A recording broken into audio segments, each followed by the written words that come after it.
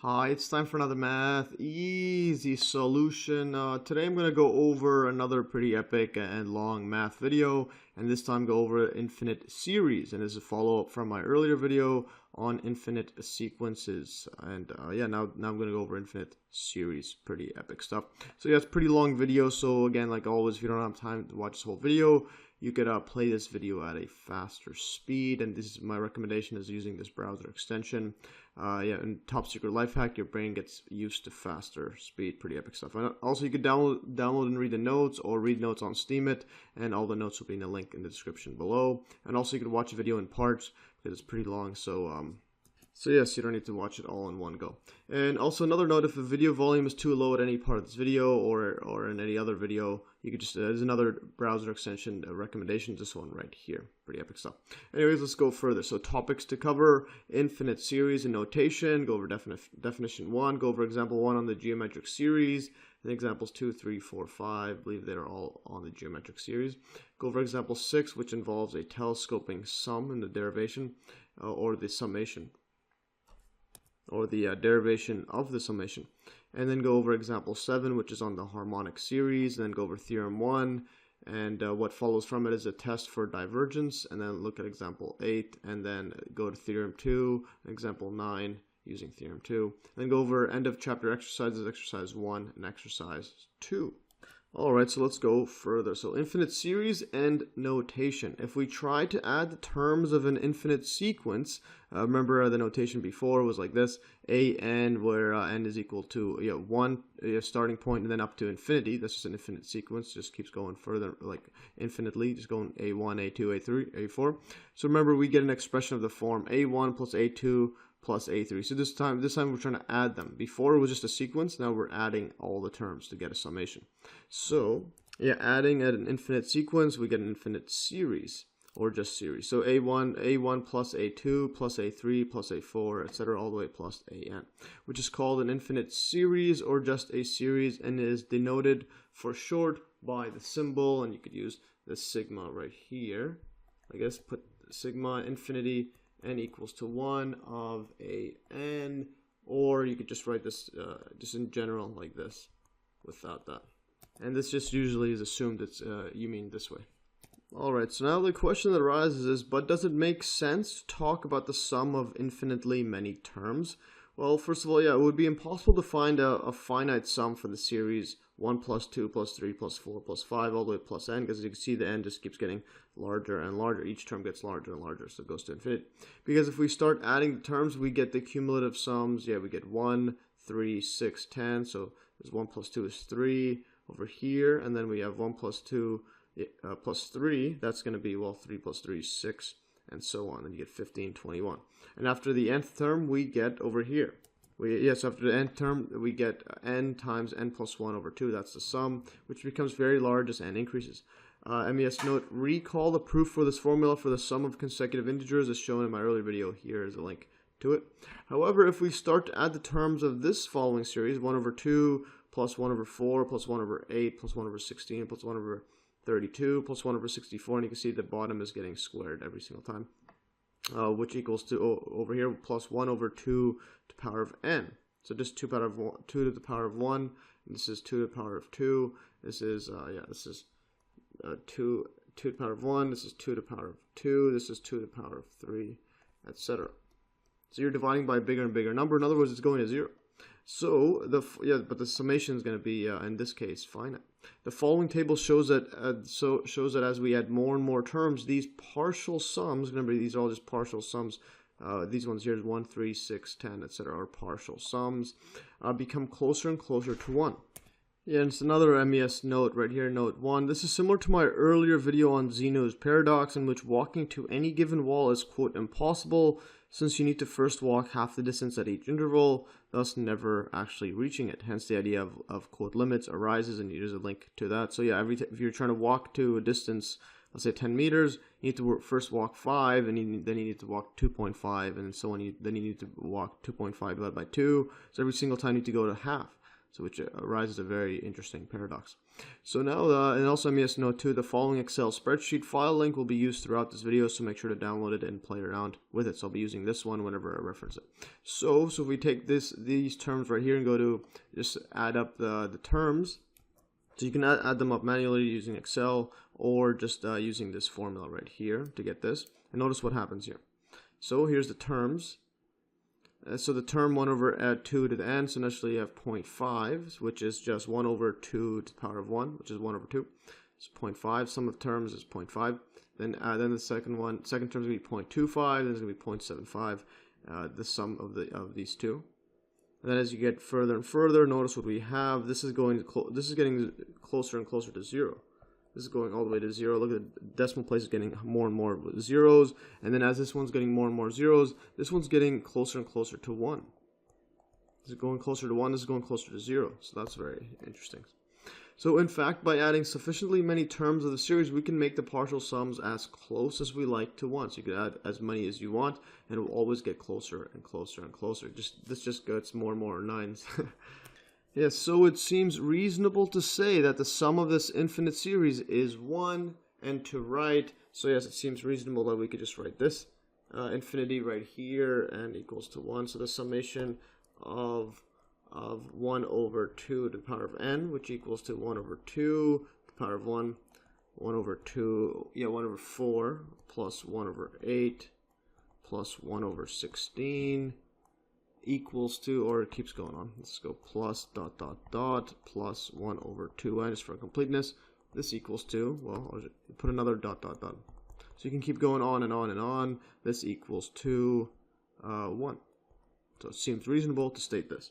And going further, we could use a similar idea to determine whether or not a general series has a sum. So consider the following partial sums right here. S1 equals A1, S2 equals A1 plus A2, and S3 is equal to A1 plus A2 plus A3, and this one's S4.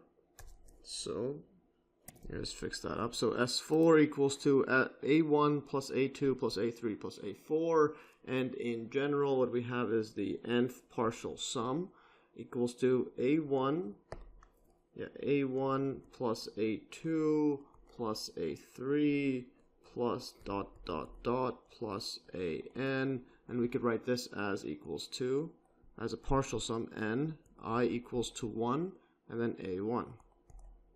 So yes, this is a partial sum as opposed to the this infinite sum, like that symbol there. So this infinite sum, and then we have a partial sum. And now these partial sums, they form a sequence, and we'll write this as Sn, or this is lowercase, like that. So yes, the sequence is just a number of terms, or just the terms, and then the series is addition. Remember that. And yeah, these partial sums which may or may not have a limit. So if the limit as n approaches of infinity, as n approaches infinity, Sn of the partial sum equals to s exists. So if this exists as a limit, as an actual finite number, then as in the preceding example where it approaches 1, we call it the sum of the infinite series, and this is the summation right here, an. So the sequence is like this, and the sum is the series. And now we'll get to the definition 1. So given the series right here, the summation from n equals 1 to infinity of an, so the infinite series of this infinite sequence of equals to a1 plus a2 plus a3, let Sn denote its nth partial sum. And we'll write this as, so the nth partial sum as I wrote above, and let's write it here in the definition. So from I equals to 1 up to n of ai equals to a1 plus a2 plus plus dot dot dot plus an. So that's what it is. Yeah, so if the sequence Sn of the partial sums is convergent, and limit as n approaches infinity of Sn equals to s exists as a real number, then the series right here, the summation of the sequence an, is called convergent, and we write, so if it converges to a number, for example 1 as in the above example, so a1 plus a2 plus dot dot dot plus an, and it just keeps going on all the way to infinity.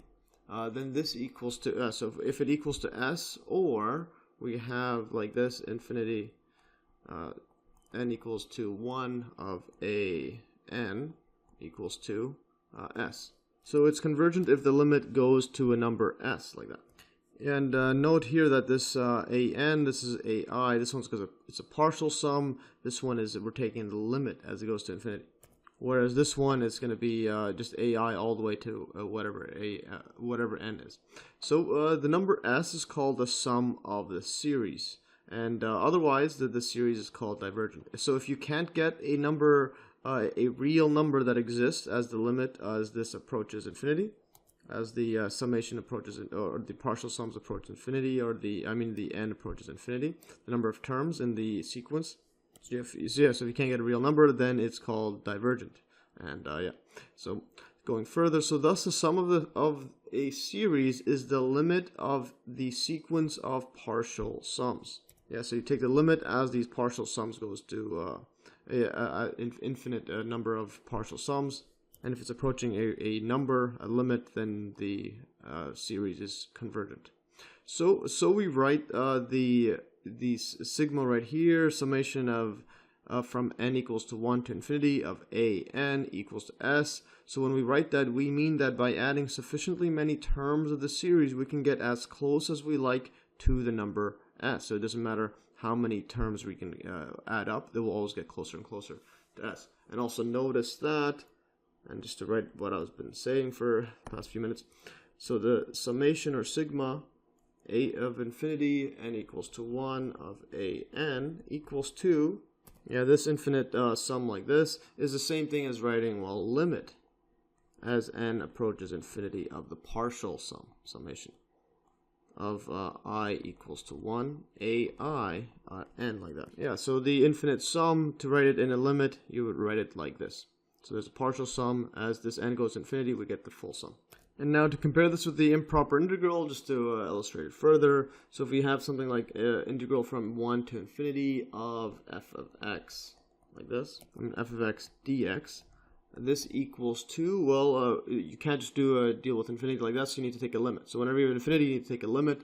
So the limit is going to be limit as n approaches infinity, or actually a t. Let's use t for this one. So as t approaches infinity of integral from 1 to t of f of t dt. Or actually, no need to change the variable, just leave the x like that. So fx dx. Yes, just to remove confusion, just use the same one. So essentially, if there's infinity, you just need to take a limit, just change a variable right here, or just to pick a variable t, like here. So this one's I, and then as I approaches n, where n is approaching infinity. So yes, fascinating stuff. And yes, to find this integral, we integrate from 1 to t, and then let t approach infinity, as this limit right there. So for a series, we sum from 1 to n, then let n approach infinity. So here we sum from 1 to n, and let it go to infinity. So now let's look at example 1. So an important example of an infinite series is the geometric series. So if we have something like a plus plus AR plus AR2 plus AR3, and then going further plus dot dot dot plus AR. So this one initially we have there's AR0, so here's going to be an AR0. This one's AR1, etc. So 0, 1, 2, but this is the first term, so 0, second term is 1, third term is 2, fourth term is 3. So in other words, we have here ARN minus 1, it's plus dot dot dot, where the n is just the nth term. So this first term is 0, second term is 1, etc. So you have to subtract by 1. Equals to summation, like this, or sigma, infinity up top, n equals to 1 of AR n minus 1. And also for this geometric series, let's write a is not equal to 0.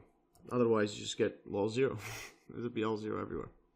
Yes, and note that each term is obtained from the preceding one by multiplying it by the common ratio r. So this one is AR0, then you multiply by r, and then you multiply by r again, so r squared, r again, r cubed, etc., all the way further and further.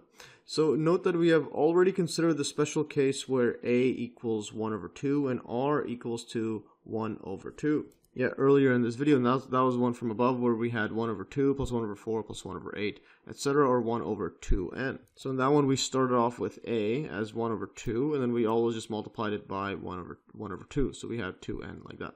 So that was the earlier one. So that was a geometric series that went over where it equals to 1 here. So this one goes to 1, and this is still a geometric series with a where a is equal to 1/2, and then the common ratio is 1 over 2. Let's go further.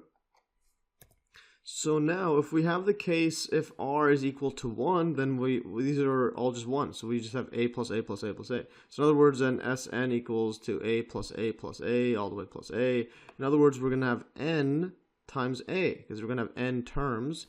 These are going to be n terms. Yeah, so n terms. Like that.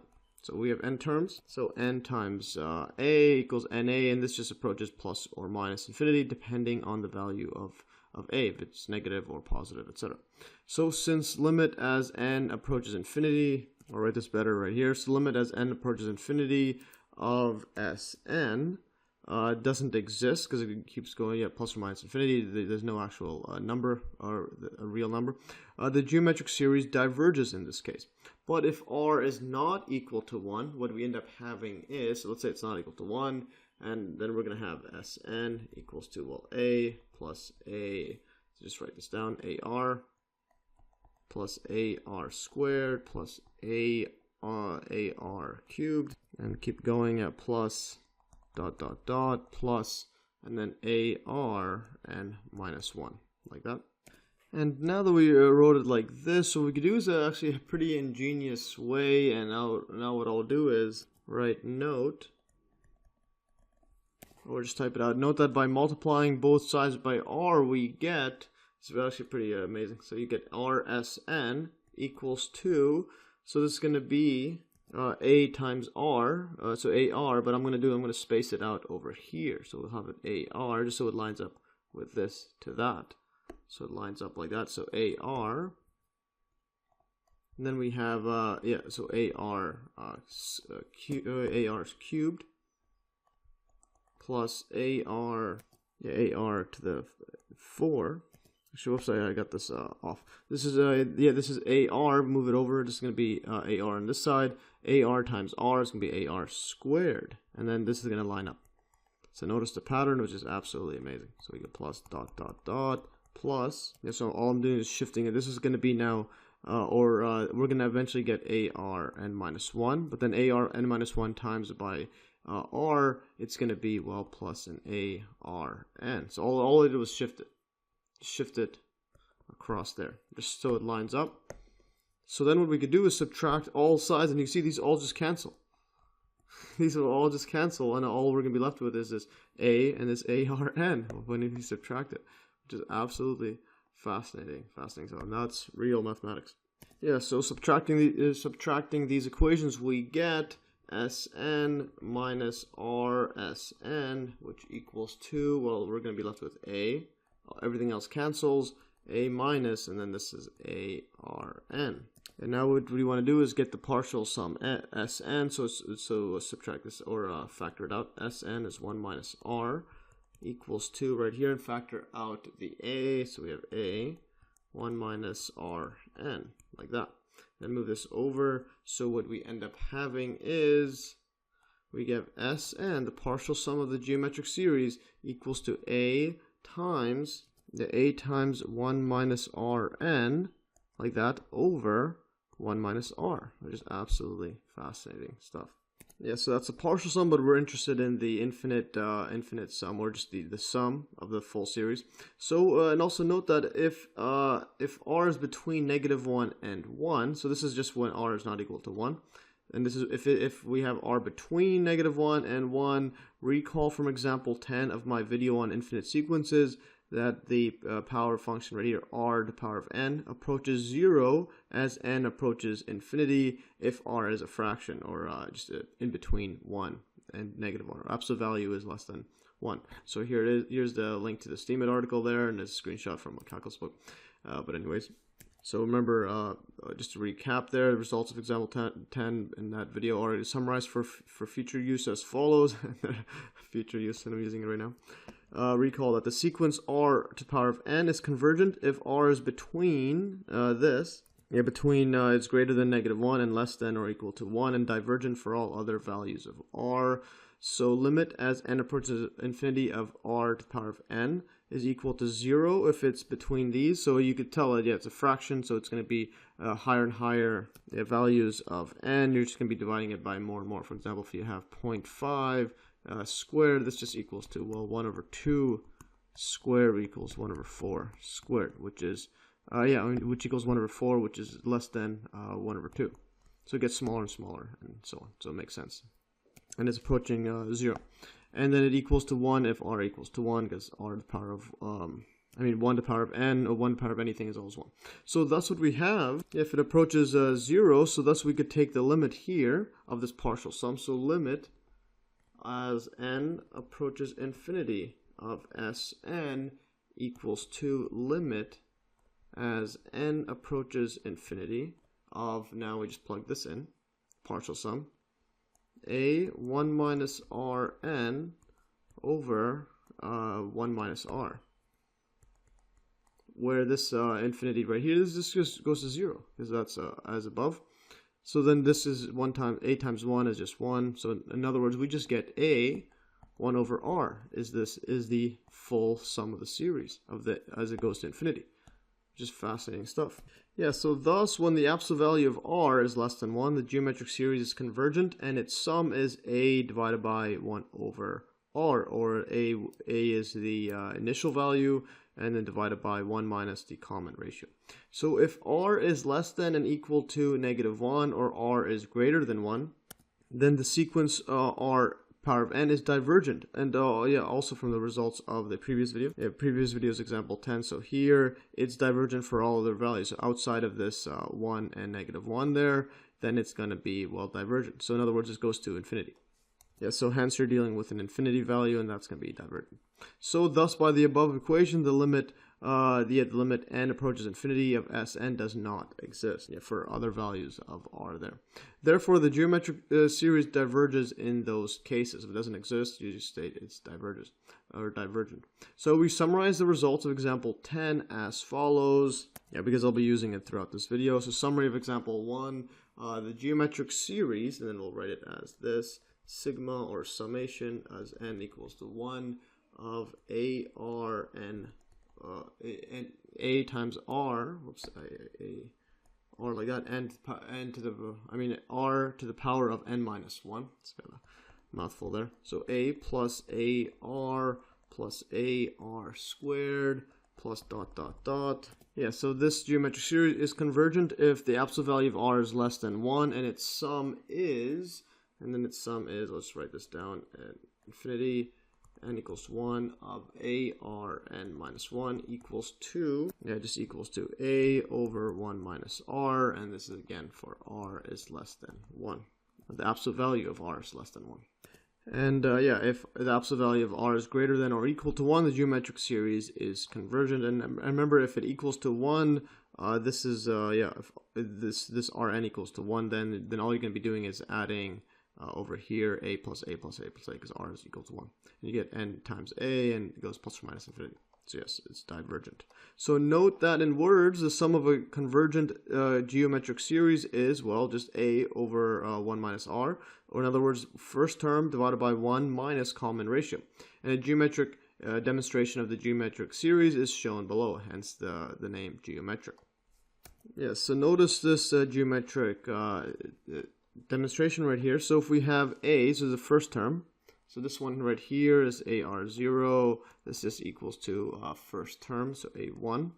This is AR1. This equals to A2, the second term. And so this is the full length of it from here to here. And then you have AR2. This is a third term. And then you have here's a fourth term. And then the full height right here, the full length is S. That's the full summation. And it's called geometric here because if we take this A and just flip it over to this side, we have basically a square like this. So there's a square, And then here we have also have a square like this, AR, and likewise we have a square going all the way down, and there's a square like this, AR squared, and AR, so it keeps getting smaller and smaller. And then this height right here, so this is full length A, so here's A, and this is the square, then A minus AR, because this full length is A, is over there. So now I write that because if the triangles are constructed as shown, and S is the sum of the series over there, like that, then by similar triangles, link to that, or we get also, we could use similar triangles, or just use just basic trigonometry here. So if we take this angle right here, I'm going to write this angle as theta, or better yet, I'll call that theta. I'll call this is just a 90 degrees. That's just a square. So this is going to be 90 across there. This one is going to be phi. I'll call that phi, like that. So in other words, this one is just exactly mirrored on this side. So this is going to be phi as well. So yeah, just recall just basic angles or basic geometry, because these angles, these lines are exactly the same thing. So you could this is just mirror image of it across this line, mirror image. So we get phi. So in other words, this is theta. This is 90 degrees. This is phi. So in other words, this is phi. This is 90 degrees. This angle right here is theta. So now what I'm going to do is, well, take the tangent. I'm going to take tan of theta, which equals to, recall, just opposite over adjacent. The opposite over adjacent. So we take it for both sides. So initially we have here theta. So the opposite is A minus AR, and then adjacent is A. So we have equals to A minus AR over A. So again, similar triangles, do it on this side, these are similar triangles. So we have over here, this equals to, well, we could take any of these ones, but the thing is we want to know what this S is. I'll show you why we'll do that. So then what we'll do is, opposite is A, and then the full length is S, like that. So we'll have equals to, because we have theta is exact same here, so opposite of this angle is going to be A over S. So now what I'll do is I'll just move this A on this side and then move the S on that side. What we end up having is, and also factor that A out, we get, so let's move that over here, so we get S times A, factor that out, A 1 minus R, this is A times A over there, is equals to A squared. So what we'll do is we'll cross this out, and then divide this out. We get, well, S is equal to A over 1 minus R, or the first term divided by 1 minus the common ratio as expected, which is absolutely amazing. So, all right, as expected. And hence why it's called the geometric series, and this deserves a hashtag amazing. Alright, so now let's look at an example that goes over the geometric series just to find the sum of just a generic one. So here, find the sum of the geometric series 5 minus 10 over 3 plus 20 over 9 minus 40 over 7, over 27 plus dot dot dot. Notice how the signs change from negative, positive, negative.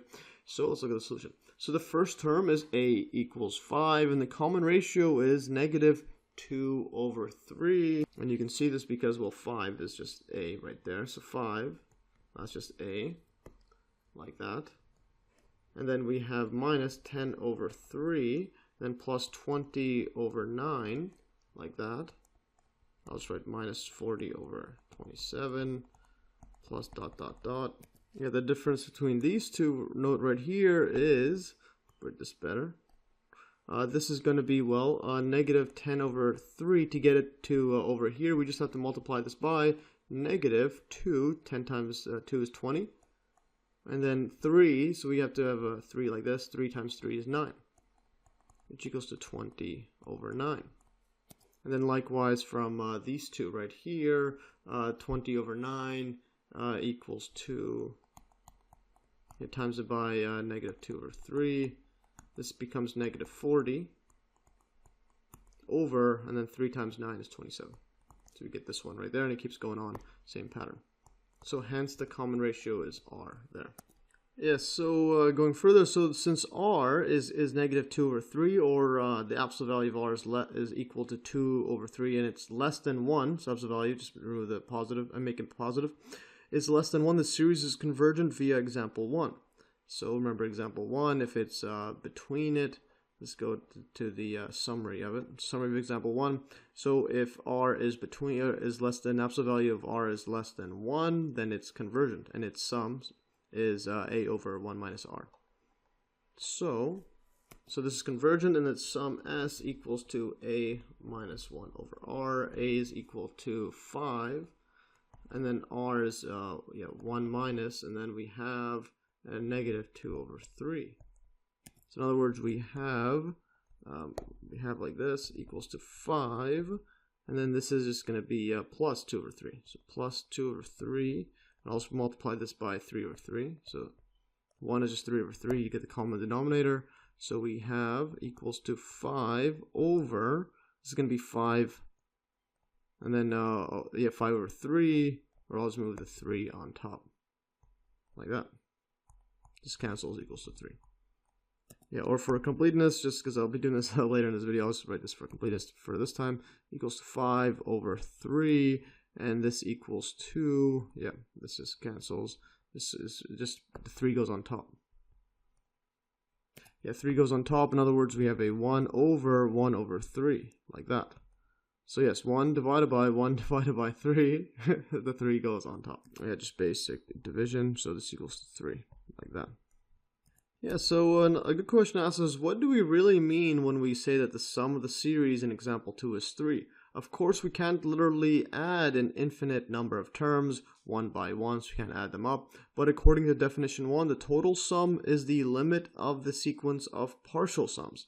So by taking the sum of sufficiently many terms, we can get as close as we like to the number 3. So the table shows the first 10 partial sums Sn, and the graph shows how the sequence of partial sums approaches 3. Notice when this zigzags across above and less than 3, which is fascinating. So it doesn't need to be completely going towards 3. In this case, it goes above it and below it. So here's a graph of it. So n is 1, 2, 3, all the way to 20. AR to the power of n minus 1 geometric series, where we have 5 like that, and then r is negative 2 over 3. And with Excel, in that Excel sheet, it also have it in fractions, which is absolutely amazing. And then there's the summation right there. Remember the partial sum, this is a times 1 minus rn, and then divided by 1 minus r. So, but the limit approaches a over r. I mean, a over 1 minus r is the limit there. But remember, that's just a partial sum. Scroll above to the partial sum before I take the limit. So right here is a partial sum over here. Going further. So yeah, this is fascinating stuff right here. And notice, yeah, start off at 5 and goes to here below 3, above 3, below 3, above 3, below 3. Notice here 2.99, 3, 2.99, and it goes up like this. Very, very fascinating graph like that. Alright, so going further, we have now example 3, another example on geometric series. This one is states, is the following series convergent or divergent? And it's here summation or sigma from n is 1, n equals to 1 to infinity of 2 to the power of 2n times 3 to the power of 1 minus n. So this is actually a geometric series, but it doesn't look like it initially. But what we could do is, well, let's look at the solution. Let's rewrite the nth term of the series in the form of arn minus 1. Yeah, to get it as a geometric series if we can. And let's just see what we can come up with. So note that inside there, so we have the 2n, 2 to the power of 2n times by 3 to the power of 1 minus n. What we could do is, well, let's take the 2 power out, so we can have, this is same thing as writing 2 to the power of 2 to the power of n, like that, times it by, here, take a negative out, just factor a negative out, so we'll have 3 times, well, negative, then becomes negative 1 plus n, so we have n minus 1, so we have this n minus 1 there. Now going further, so there's a negative there, and this one here is 2 to the power of 2, that's just equal to 4. So you have 4n, then get rid of this negative by making it at the bottom so that it's 3 to the power of n minus 1, like that. And now what I'll do is, because we want this r at the power of n minus 1, so basically there's only one power there, is r, not a. So what I could do now is, there's an n here, I could actually multiply this part right here or multiply this by 4. Yeah, just by 4 times, 4 to the power of 1 times it by 4 to the power of -1. In other words, this is just 4 divided by 4, like that. Yeah, doing so, we could just use the power laws right here. We can combine these two. Yeah, thus what we get is 4n minus 1 there. So what we'll have is equals to 4n minus 1. So this combines with this one. And now what we'll do is we'll get rid of, or this one just goes over here. So times it by 4, like that, 4 to the power of 1 there. Divide this by 3n minus 1. So now these are the like powers you're dividing by. This 4 is put it on in front, so we have 4, and then times it by, this is just going to be a fraction there. So the power can go on the outside, 4 over 3, power of n minus 1. Yeah, so thus what we have is put this all together with the summation. So we have summation of, or from n equals to 1 to infinity, equals to, this right here, 2 to the power of 2n times it by 3, 1 minus n, equals to the summation is infinity, n equals to 1, and there's 4 times 4 over 3, n minus 1. So in other words, we have 4 is a, and then this all 4 over 3 is r. And just write this as a geometric series. This equals to infinity like that, n equals to 1, a times it by, a, r, n minus 1, like that. And I'll just box this out like that. Yeah, so we recognize that this series is a geometric series with a equals 4 and r equals to 4 over 3. But since r is greater than 1, so r is 4 over 3, the series diverges as per example 1 of that summary of example 1, the geometric series. So only when the absolute value of r is less than 1 is when it's going to be convergent. So it diverges. And now note that another way to identify a and r is to write out the first few terms and then just see the pattern there. So we have this formula like that, 2 to the power of 2n. Yeah, so I'll just write this out like this. So we have infinity, then n equals to 1 of this right here, 2n times it by 3, 1 minus n.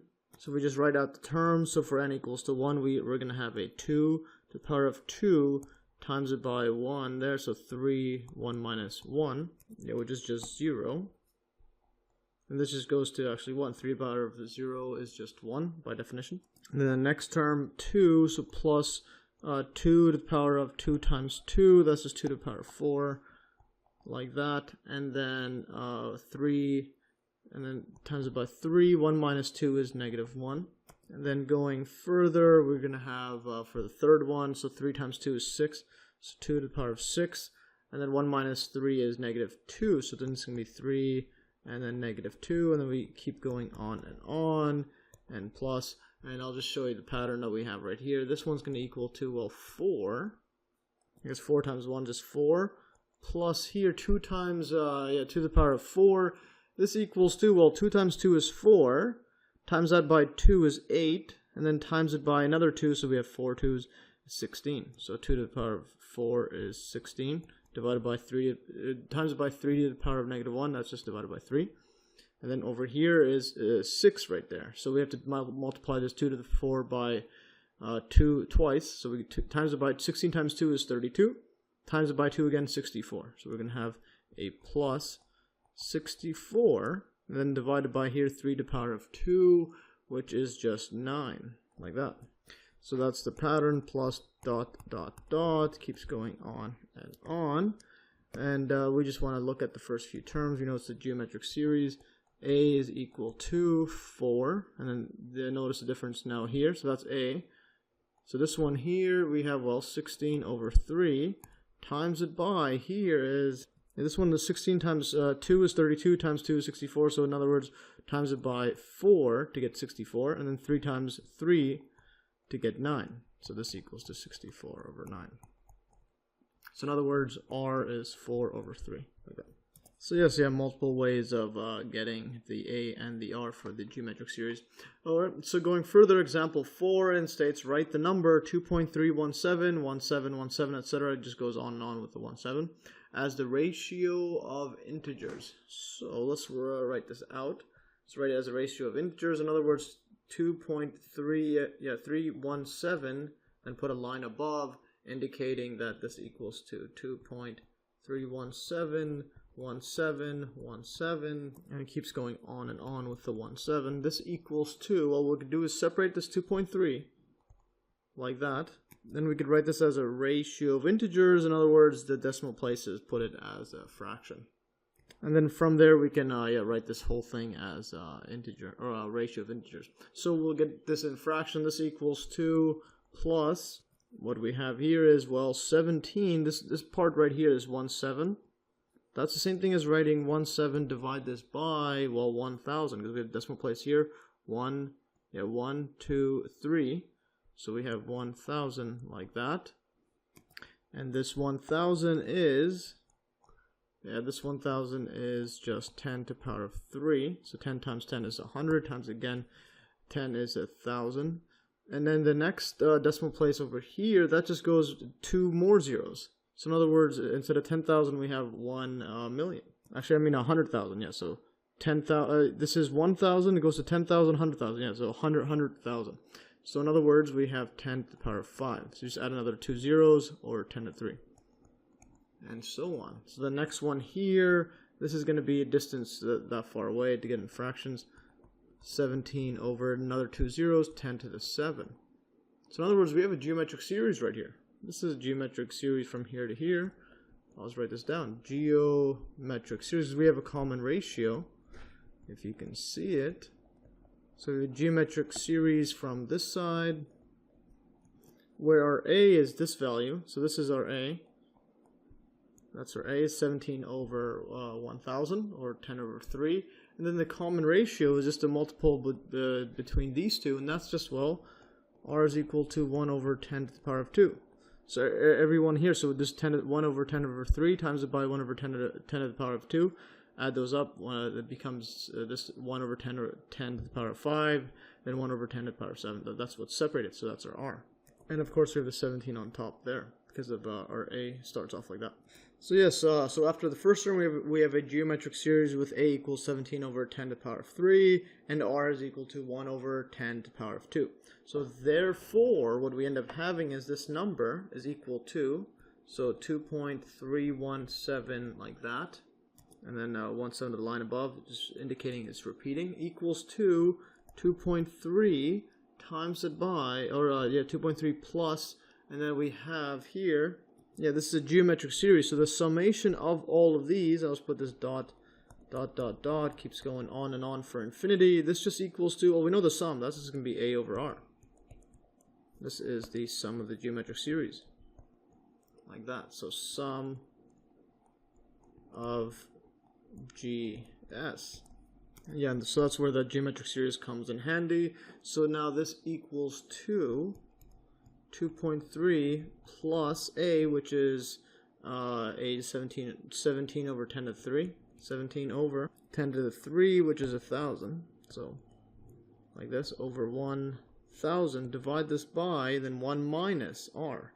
1 minus, and then, well, 1,000, this is 100. So 1 over 10 squared, that's just 10 times 10 is 100. So 1 over 100, like that. Yeah, so all we have to do now is just write this as just one full fraction. So let's just see what we can do. Just do a bunch of algebra.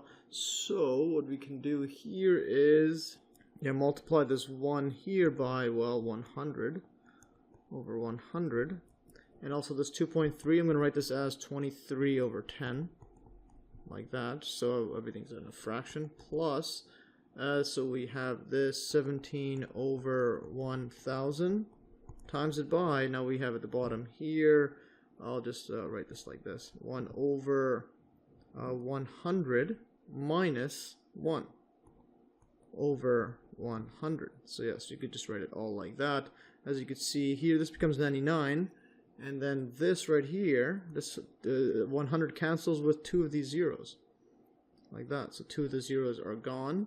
So what we end up having is plus 23, right here, 23 over 10, plus now we have 17 over, there's going to be a 10 times 9.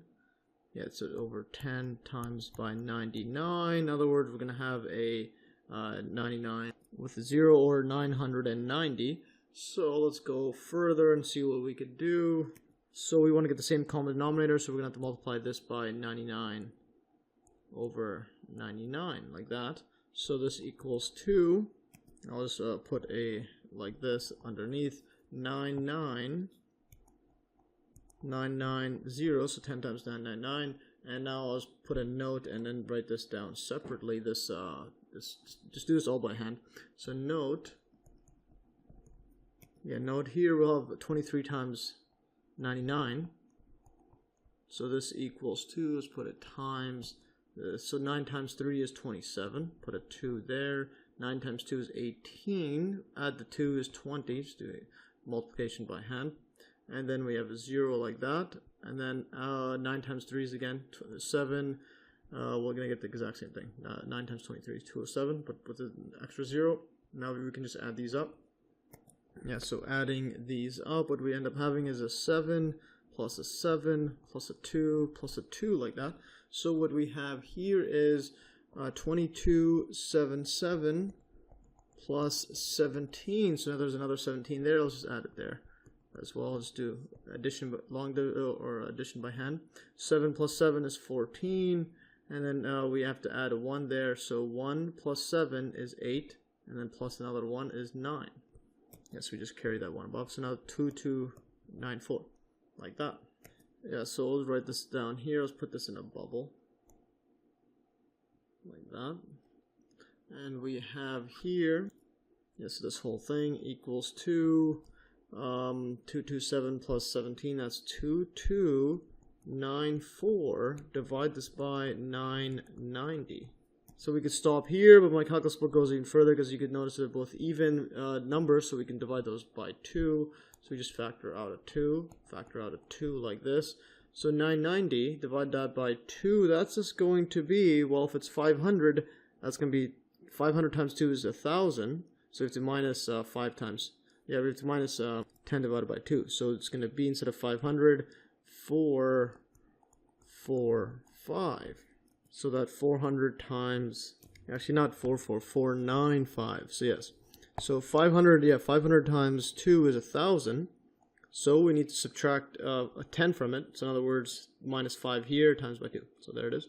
And then here, let's see if we can do this one in my head too. This one's an easier one here. We can just take out, this number, similar actually. So 23, if you think of 2300 divided by 2, or I'll just quickly write this down to get my brain going. So 2300 divided by 2, think of this one, divided by 2 would become 1150. So 150 times 2 is 300 there. And we just have to subtract another 10 from it. I mean, not 10, we'd have to subtract another 6 from it to get this 94. So minus 6, this one's going to be minus 3. So this is going to be 1147. Anyways, I just want to put that for brainstorming. So yes, we have here 1147, like that. Instead of using a calculator, so this cancels, and we're left with 1147, and the series is convergent because r is less than 1. It's or absolute value of r is less than 1, and it is equal to 1 over 10 squared, or 1 over 100. And this is our ratio. There it is. 1147 over 495. Alright, so going further, let's look at example 5, and it states find the sum of the series, and we're given this one here. This one's sigma, or summation, from n equals 0, so starting from n equals 0 now, to infinity of x to the power of n, where absolute value of x is less than 1. In other words, we're getting a geometric series, just in a slightly different format, that's convergent, because it's less than 1. So let's look at the solution. So notice that this series starts with n equals 0, and so the first term is x to the power of 0 equals 1.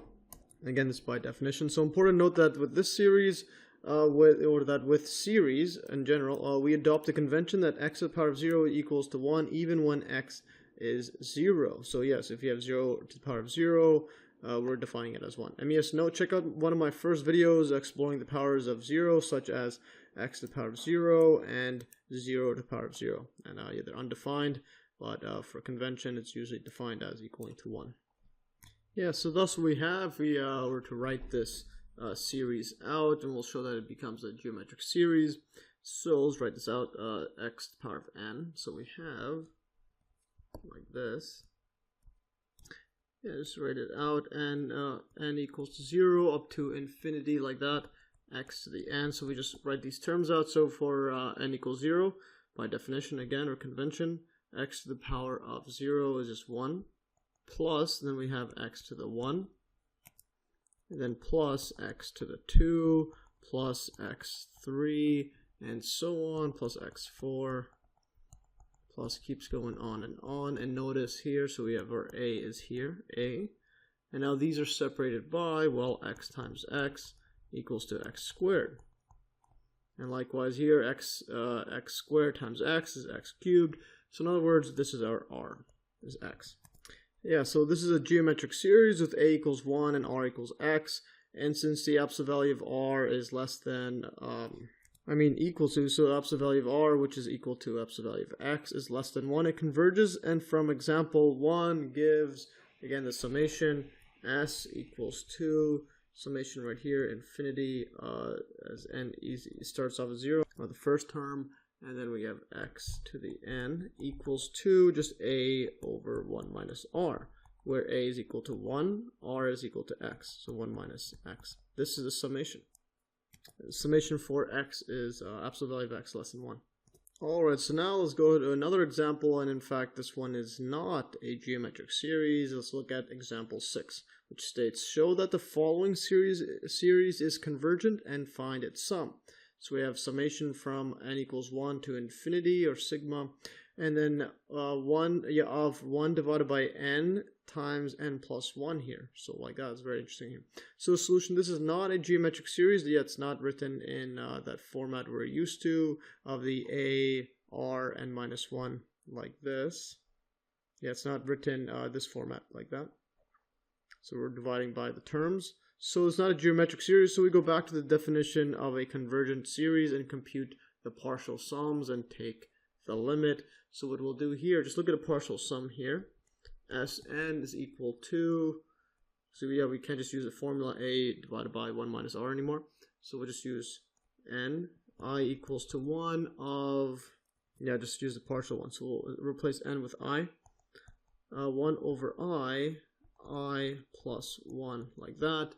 And yeah, let's just write out the full sequence or series out here. So we have, for I equals 1, we have 1 over 1 times 1, yeah, this is 1 plus 1, that's 2. And then plus 1 over, when I is 2, we have 2 times 2 plus 1 is 3. So 2 times 3 plus, and then we have a 1 here, 3 times 4, it just keeps going on and on. Then plus all the way here, where until we have I is equal to n. So we have n times n plus 1, like that. Right, so we could actually simplify this expression even more. So instead of dealing it with like this, yeah, dealing with this 1 over I divided by I plus 1, we could separate this up into partial fractions. So we can simplify this expression if we use the partial fraction decomposition. See my earlier videos for that, or just use partial fraction decomposition. So you can see my earlier video, there's a link to it. So what we'll do here is, well, let's let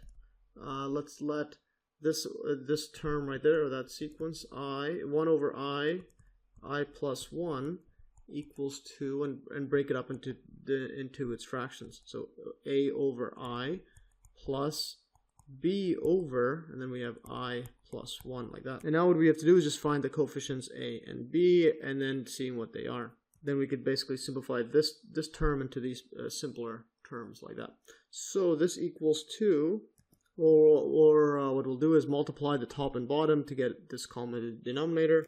Yeah, so thus the first term will have a, so we'll have here is going to be a over I times it by I plus 1 over I plus 1, so that we have the same common denominator. We can add those up.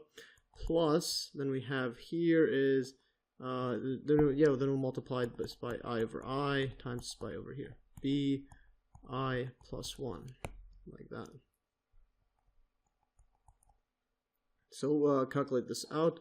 We're going to have AI plus A plus BI, like that, all over I plus 1, like that. And this left side is equal to just 1 over I plus 1, like that. Yeah, so that's what we have as well. The bottom part just cancels, so we're just left with, well, 1 equals 2 AI, or I'll actually just factor out the I. So we'll have I like that, and then A plus B, and then plus A, like that. And now since there's no I on the left side, well, this needs to go to 0. Yeah, so the only way the left side can equal to the right side is if this whole thing vanishes, goes to 0.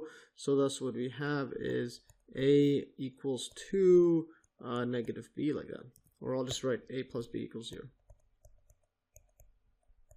So if this goes to 0, we have A equals to 1. So that this left side is equal to it.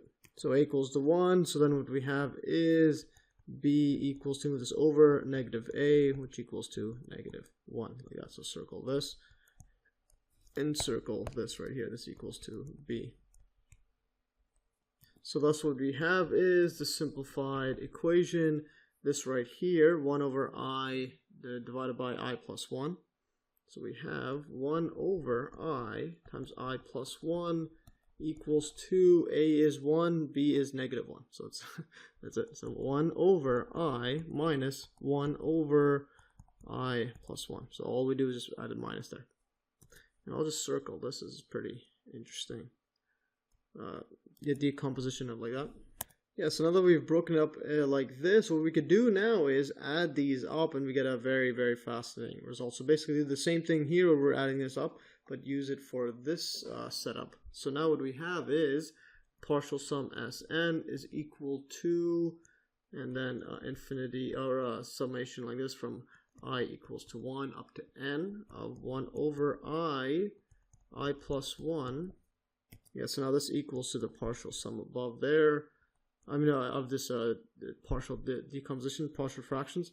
So we have n, I equals 1. Now we can just add these up like that. 1 over I minus 1 over I plus 1. And now what we'll get is a very, very interesting result. And this is called the telescoping sum.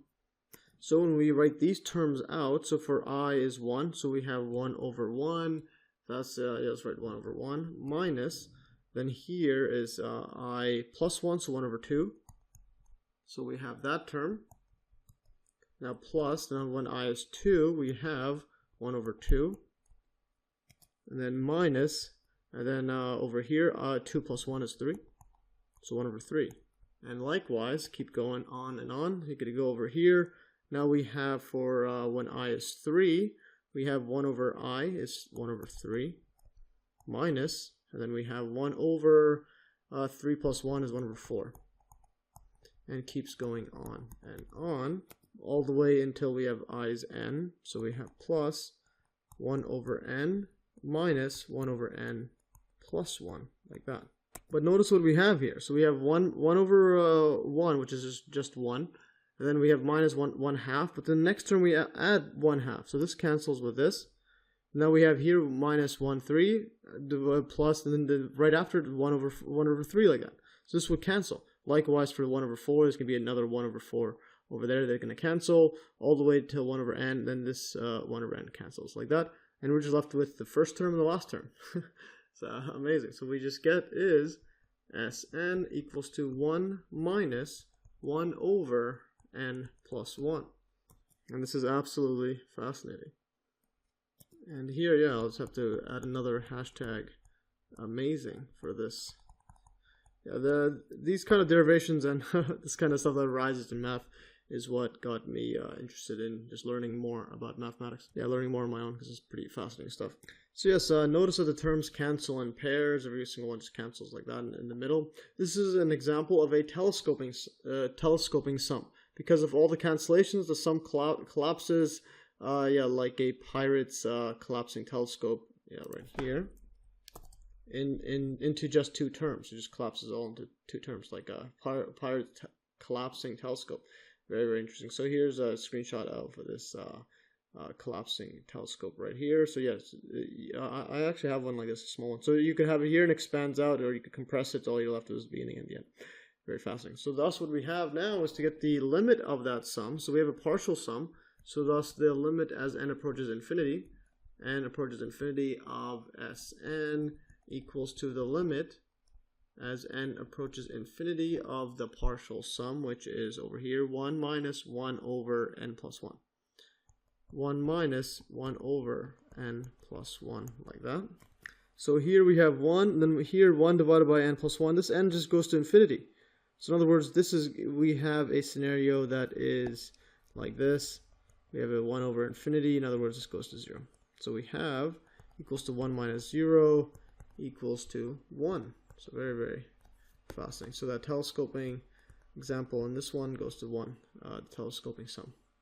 Yeah, so therefore the series, or the given series, is convergent, and just write it for completeness, we have the summation infinity n equals to 1 of 1 over n plus 1, like that. This equals to 1. Yes, and going further on this example, the following figure below illustrates example 6 by showing the graphs of the sequence of terms an equals 1 over n times n plus 1, and the sequence Sn of partial sums. So notice that the sequence an approaches 0 as Sn approaches 1. So there is the partial sum, the total sum is approaching 1 here, so that's 1. But then this one's approaching 0. But the sequences, or the terms themselves, are approaching 0, as I also illustrated in earlier examples. It's very, very fascinating. So at the end of this video, I go over 2 exercises on 2 geometric interpretations of example 6, which are quite fascinating, so stay tuned for that. So let's keep pushing further and look at now example 7, which states, show that the harmonic series is divergent, and the harmonic series is over here. The summation from n equals 1 to infinity of 1 divided by n equals to 1 plus 1 over 2 plus 1 over 3 plus 1 over 4 plus etc. So you keep adding another term. Yeah, so this is not a geometric series because there's no common ratio that you're multiplying by. Instead, you're just increasing the bottom incrementally. So for this particular series, it's convenient to consider the partial sums S2, S4, S8, S16, S32, so these powers of 2, and show that they become large, and I'll show you why. This is actually a very ingenious solution from my calculus book. So what we'll write is, I'll write here S1, so I'll write over here, so S1 equals to 1. So we have S1 initially is the first partial sum, so where n is equal to 1, and we just have 1 over 1 is just 1, like that. So now the next term is S2. This equals to, yeah, so once we got the first one, I'll write down S2, S4, S8. So S2, this equals to, yeah, S1 plus the second term. Yeah, so it's going to be 2 in there, so 1 over 2. 1 over 2 like that. And now S4. So what I'll do here is also write S, this is S1 to the power of, or S2 to the power of 0. Equals to S1. And this one right here is S, just to show you that it's powers, S2 to the power of 1, like that. And this one here is S2 to the power of 2 equals S4, like that. And going further. So this equals 2, well, we add the, yeah, we just add the previous term. So we're going to write here 1 plus 1/2, plus now we need to add the 1/3 and the 1/4. So 1/3 plus 1/4, put this in bracket. Okay, just put a bracket like that. And the reason I'm doing this way is because if we were to replace this 3 with a 4, what we'll end up having is, well, this value on the left is going to be greater than 1 plus 1/2 plus 1 over 4 plus 1 over 4. Because here it is 1 over 3 is greater than 1 over 4. So that's the only thing we change. So then this has to be greater than this way. And this is a pretty ingenious solution method. So this, what we have here, this one is just 1 over 2. So this right here is just 1/2. So in other words, 1 plus 1/2 1 plus 1/2, and then there's a half plus 1/2. That's just 1 or 2 over 2. Let's put it like that for general. And now go skip over to S8. So S2 to the power of 3 equals to S8 equals 2. So if we write this whole term out, it's going to be 1 plus, again, 1/2. 1 plus 1/2 plus, put this in bracket, 1 over 3 plus 1 over 4. And then plus, put this in a second bracket, indicating we're going to do the same thing but for different terms. So we're going to have 1 over 5 plus 1 over 6 plus 1 over 7, because we're just adding all the previous terms. So S8 is going to be the summation of all of them up to S8, up to 1 over 8. 1 over 8 like that. And here, if you can see the pattern, we're going to replace all this 5, 6, 7 with 8, so that this value right here is greater than, and we're going to write the exact same thing, 1 plus 1/2 plus 1 over 3. Actually, we're going to do the same thing for this one as well. So 1 over 4 plus 1 over 4 plus here. So yeah, because we're dividing by even more than that, so these are all going to be greater than these terms. 1 over 8 plus 1 over 8 plus 1 over 8. So in other words, now this is, this is again, that's 1/2. This is 1/2 over here, so because we have 4 over 8. This is 4 over 8. Goes 1/2 as well, so they're all just 1/2s. So that's what we have is this equals to 1 plus 1/2 plus 1/2 plus 1/2 there. 1/2. So this all equals 2. Well, there's 3 ones there, so 1 plus 3 over 2. And that's why we have this 2 over 2. This is 3 over 2 now. And you can see the pattern. We're going to do the same thing now for S to the power of 4 to get S16. So we have S4 or S2 to the power of 4 equals to S16. So this equals 2. Yeah, this equals 2. 1 plus 1/2 plus 1 over 3. Put a bracket. 1 over 4. And then plus over here going further. 1 over 5. And I'll just put a dot, dot, dot to save time and space. So we have 1 over 8 like that. Plus, we're going to do exactly the same thing. 1 over 9 plus dot, dot, dot all the way to 1 over 16. So that the number that we're adding from here to there is going to be 8. So it's half, like that. So this is going to be, well, greater than 1 plus 1/2 plus 1 over 4 plus 1 over 4 plus, then here's going to be 1 over 8 now, plus dot, dot, dot, plus 1 over 8, plus now here is going to be 1 over 16. And we're going to have 8 of those, so we have half. 1 over 16, like that. Alright, so now this equals 2, well, 1 plus 1/2, plus this is going to be 1/2, plus 1/2 here, and then plus here is going to be 8 over 16 or 1/2, like that. So in other words, this equals 2, well, 1, and then there's going to be 4 1/2s, so 4/2. So we have 1 plus 4 over 2. So we got 1 plus 2 over 2, 1 plus 3 over 2, 1 plus 4 over 2. Yeah, so thus for the next term, the S32, so S32, so thus for S2 to the power of 5, which is going to be equals to S32. This equals 2, now we're just going to have 1 plus 5 over 2. And likewise for S2 to the 6, which equals to S64. Yeah, so the 6 is equal to S64. And actually, yeah, this one here is greater than, yeah, my bad, not equal to. Because notice the sum is greater than when you simplify by adding, making these halves, so that they're greater. So in other words, this one's going to be greater than 1 plus n now over 2. I mean, yeah, 1 plus 6 over 2. I'll get to that. Because you notice here there's a 5 there, there's a 6, there's a 6 there. So yes, this shows that S2n, or actually before I get to that, I'll just put it over here. So now we put a dot, dot, dot all the way to S2n is equal to actually we don't need to write equal to, just leave it like that, S2n is greater than 1 plus n over 2. So it's going to be greater than that. So in other words, this one's going to be diverging. So I'll circle this like that. And yeah, going back here. So this shows that S2n approaches infinity. This approaches infinity as n approaches infinity. Because if this is approaching infinity, we're going to have 1 plus infinity over 2. In other words, infinity, but this is greater than infinity. So it's also infinity. So thus, yeah, thus this is s2 to the power of n going to infinity, but that just means that's just the even power terms. But thus, in general, just Sn itself is going to infinity, because you can have Sn greater than S2n. And yeah, keeps going on and on. So thus this is divergent.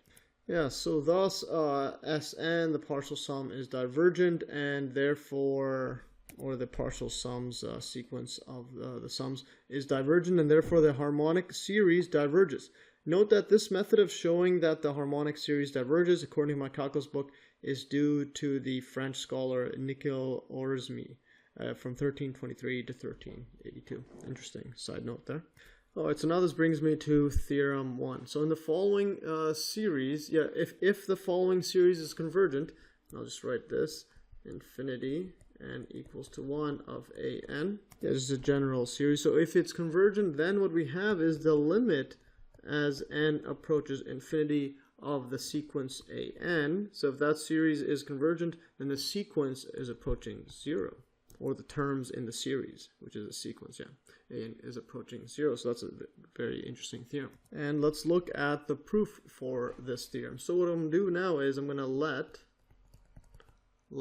Sn equals to just a partial sum a1 plus a2 plus a3 plus dot dot dot all the way until we have an minus 1. That's the term just before it, and then an like that at the end. So what I want to make a note is, well, note that before we get to the an, this could be written as, yeah, this right here can be written as an minus 1. I mean Sn minus 1. So the partial sum up to Sn minus 1. So then what we have is, it's very interesting algebra here. So we have, yeah, here Sn equals to Sn minus 1 plus an, like that. So we could write the sequence an equals to Sn minus Sn minus 1, like that. So let's write it like that. Alright, so now that we wrote it like that is because, well, since we're given that this series from n equals 1 to infinity of an is convergent, so if we're given that, and then over here an is equal to Sn minus 1. So if you take the summation of this, if that's convergent, this means this has to be convergent. So in other words, Sn and Sn minus 1 have to be convergent themselves. Yeah, because you can't be subtracting infinities there. So since the summation or the series an is convergent, the sequence of partial sums Sn is also convergent, because this an is equal to a formula with the partial sums like that. So, going further, let limit as n approaches infinity of Sn equals to s. In other words, let the limit of the partial sum as n approaches infinity equals the total sum of the series s. So since n minus 1 approaches infinity as n approaches infinity, we also have limit as n approaches infinity of Sn minus 1 is equal to s. So it doesn't matter if you have Sn minus 1 or Sn like that. If they're both approaching, if you're approaching infinity, they're both going to be approaching s, the partial sum. Yeah, I mean the total sum here. So it doesn't matter if you're starting at Sn minus 1 or Sn. As you're taking an infinite number of terms, it's going to go equals to s. So therefore, limit as n approaches infinity of an, yeah, so an like this. So we're going to take the limit over there, an equals to the limit as n approaches infinity of Sn minus 1, like that. And you could break these up. This just equals to the limit as n approaches infinity of Sn and minus limit as n approaches infinity of Sn minus 1, and these are both equal to the same thing, so equals to S minus S equals to 0. So hence, if it's convergent, the term is going to 0. So if this series is convergent, then the terms themselves are going to 0. So very, very fascinating as you take the limit. And now let's make some notes on this theorem and proof. So with any series summation of an, we associate two sequences. The sequence Sn of its partial sums and the sequence an of its terms. So yeah, this is just the sum of all the terms at any given point here, Sn, and then the sequence there, an of its actual terms. So if the series an is convergent, or the summation of the terms an of the sequence is convergent, then the limit of the sequence Sn is S, the sum of the series. And as theorem 1 asserts, the limit of the sequence an is 0. So the limit of the sequence is 0, but the limit of the limit of the sequence an is 0, but the limit of this partial sum sequence is S, the sum of the series. Note 2, the converse of theorem 1 is not true in general, so yeah, it's the opposite of it. For example, if the limit as n approaches infinity of an is equal to 0, so if the terms are going to 0, that does not mean, we cannot conclude that an is convergent. Observe that for the harmonic series, the one that's 1 over n like that, we have the terms an equals 1 over n approaching 0 as n is approaching infinity, but we showed in example 7 that the harmonic series, this summation of 1 over n is divergent. So it's divergent even though the terms are going to 0. So it's as if the terms are going to 0 slowly, hence it diverges away and summing to infinity. So very, very interesting. And now let's go further into this, and now let's look at the test for divergence.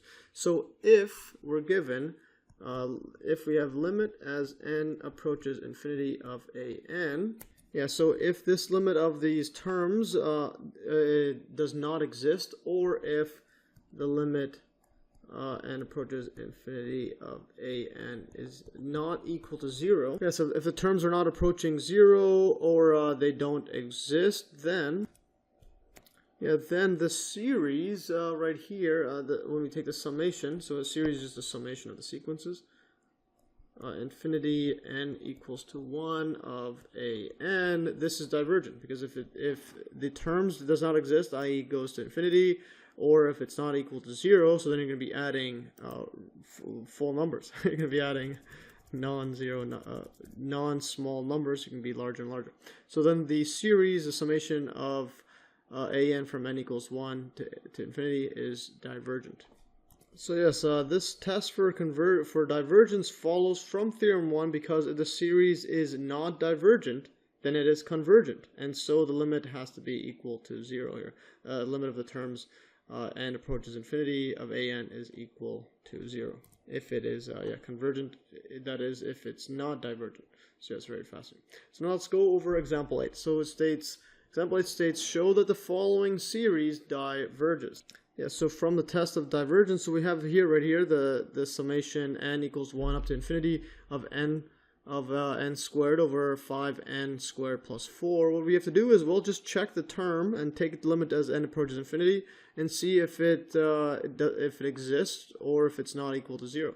So what we'll do is limit, using the test of divergence, limit as n approaches infinity of the term an, or the sequence an, which is just the terms inside there, equals to limit as n approaches infinity of n squared over 5n squared over 4. And now what I'll do here is, well, we have a highest power here. Recall on my limit videos on limits, one way of simplifying this limit is timesing the top and bottom by 1 over the highest power, n squared, so that we end up getting something that looks like this. Limit as n approaches infinity of, then this would cancel with this one, so we have a 1 over 5, this cancels, we're going to have a plus 4 over n squared. Now this over here, this right here, this 4 over n squared, So this is going to 0. So this, when you plug in infinity there, this we have a 4 over infinity, or yeah, put a 4 over infinity, which is approaching 0, like that. So this just equals to 1 over 5. So it equals to 1 over 5, but this is not 0. Not 0. So in other words, the terms of the series are approaching a non-zero value. It's approaching 1 over 5. In other words, the summation of 1 over 5 is going to be infinity. So hence it diverges by the divergence test. So yeah, so the series diverges by the test for divergence, i.e. the sum of the terms keeps getting larger since the terms are not going to 0. It's going to 1 over 5. Note 3 on theorem, if we find that the limit as n approaches infinity of an is not equal to 0, we know that we know that the series an is divergent. But if we find that the limit as n approaches infinity of an equals to 0, we know nothing about the convergence or divergence of the series an. We just we just know the opposite. If it's not 0, then it is divergent. But if it is 0, it could be or it couldn't. Remember the warning in note 2, if limit n approaches infinity, an equals 0, the series an might converge or might not diverge as it diverged in the harmonic series, even though it approached 0. It's a very fascinating stuff.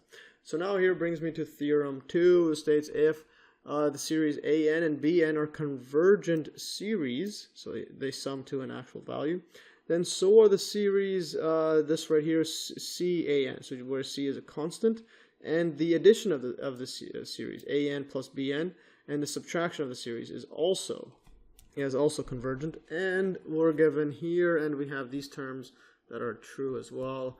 So we have summation of n equals to 1 up to infinity of can equals to we could just take the c out, just a constant like that, infinity n equals to 1 an, and likewise here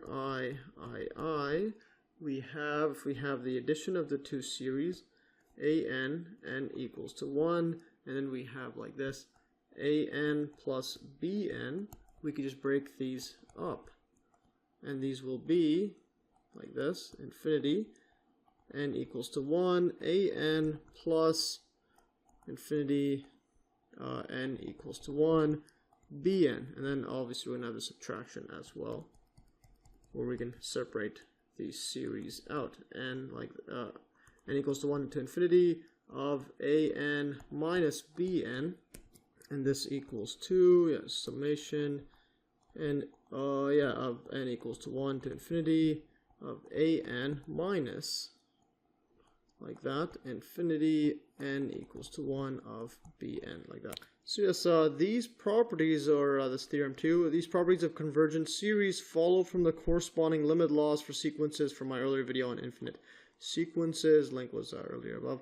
For instance, here is how part 2 of theorem 2 is proved. So if we want to prove this addition one here, how you could separate the series, what we could do is, well, let's let Sn equals to the summation or the partial sum n I equals to 1 of ai, and then then S is a total sum of the series, so n I, or this is just going to be n equals to 1 of an, like that. So there's a total sum, we have infinity, this one's just a partial sum Sn, and then for the second series b, remember they're both convergent. What we get here, I'm going to call this Tn for the partial sum. Tn equals to summation n I equals to 1 of bi, like that. And then we have T for the total sum of the B series. We have, this is approaches infinity like that, n equals to 1 of bn. So what I'll do now is I'll draw a line like this. This is total sum as approaches to infinity. And here is the partial sums. So yes, partial sums, total sums, like that.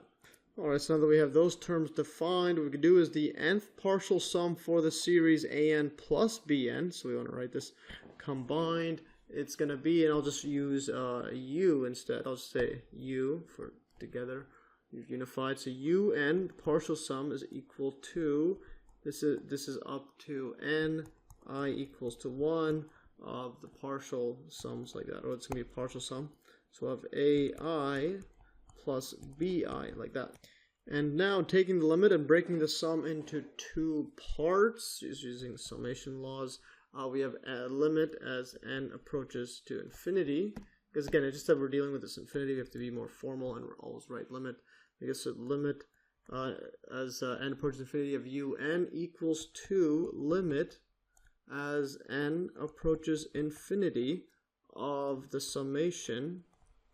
This is n I equals to 1 of ai plus bi, like that. And now that we have a limit like that, what we could do is, well, write this down as limit as n approaches infinity and then break the sum into together. So this is going to be ai, this is n, I equals to 1 plus, like this, n I equals to 1 of bi, like that. And then what we could do is break the limit inside both of them like that. This equals to limit as n approaches infinity, like this, of summation ai n I equals to 1 plus, and yeah, so it's pretty straightforward, but I just want to be more formal as my calculus book has gone, because we're dealing with infinity. So n approaches infinity of n I equals to 1 bi, like that. Yeah, so therefore what we have here, this is limit as n approaches infinity of this one here, ai, from I is equal to 1 to n. But notice here, this is just our Sn and our Tn. So what we're doing here is taking the limit. This equals to limit as n approaches infinity of Sn plus limit as n approaches infinity of the partial sum Tn. And we're taking the limit of these partial sums to get the total sum, so we get S plus T, like that, where S plus T is just these over there. So thus, yeah, so therefore the addition an plus bn, the series, is convergent because, well, these are convergent. S and T are convergent, like this. This is convergent as we're given above here, if an and bn are convergent. Yeah, so thus what we end up having is the summation like this, infinity n equals to 1 of an plus bn is equal to, because this is just, yeah, over here un is equal to this partial sum of the addition, but now we're taking the limit to get the actual one, so summation from n is equal to 1 to infinity an plus bn. This just equals to S plus T, which equals to, again, S plus T. Those are just the total sums. Put the infinities over there. This equals to infinity n equals to 1 an plus infinity n equals to 1 bn, like that. And this is just exactly the theorem states here. But again, because we're dealing with infinity, I just wanted to go over it in a more formal way, even though this, this is pretty straightforward, but all I'm doing is formally writing the limit n equals infinity of using this partial sum formation I equals 1 up to n, and then show that you could break up these and then put the limits in, and then you'll just get exactly what you were looking for. Just fascinating stuff. Yeah, alright, so now let's look at an example that utilizes this theorem there. So example 9, find the sum of the series, and now we're going to be using a lot of what we've learned earlier, or just utilized earlier. So find the sum of the series from n equals 1 to infinity of the summation right here, 3 over n times n plus 1, and then plus 1 over 2 to the power of n. So first off, note that the series, if you look at this separately on this side right here, 1 over 2n, 1 over 2 to the power of n, is a geometric series with a equals 1/2 and r equals 1/2. So Yeah, so let's write this out for completeness. We have n, or go infinity like this, infinity of n equals to 1, 1 over 2n equals 2, I'll plug in 1, so 1 over 2, then plus 1 over 2 to the power of 2, plus 1 over 2 to the power of 3, yeah, you keep getting more and more n, so n2, n3, n4, etc., plus dot dot dot, so we have a is equal to 1/2, and then here it's separated by, yeah, so r is just 1/2 as well, so you can see here 1 over 2/2 times it by 1 over 2, like that, equals to 1 over, this is 1 over 2, 1, just for completeness, 2, 2, and this adds up to 3, like that. So this is our r. And remember the geometric series, the sum is just a over 1 minus r. So which equals to 1/2 over 1 minus 1/2. Yeah, so 1 minus 1/2 is just 1/2. So we're left with 1/2 over 1/2. This all cancels, equals to 1. So 1/2 divided by 1/2 equals to 1. So we know the sum of the second part, and we could use the theorem, and we'll be utilizing that soon. And now for the first part of this summation there, or of the series, we already solved this one in an example 6 using that telescoping sum. So in example 6, we found that the summation, I'll write this, infinity n equals to 1 of 1 over n plus 1, like that, this equals to 1. So we know that, and all we can do is just take this constant out, separate them, add them up, and we get the answer. Yeah, so by theorem 2, the given series is convergent because the parts in between are convergent. So 1 and 1, like that.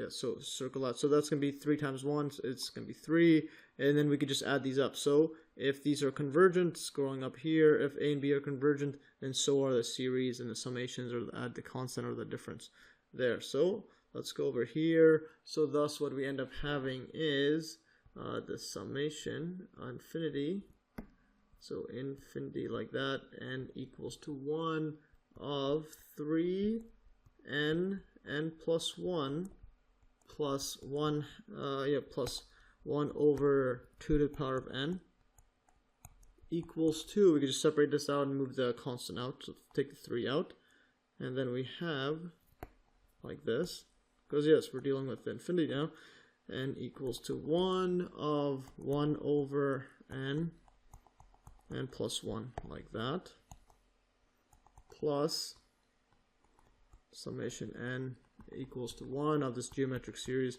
2 to the n, and this just equals to, well, yeah, this just equals to 3 times 1 plus 1 equals to 4. So yes, fascinating stuff like that.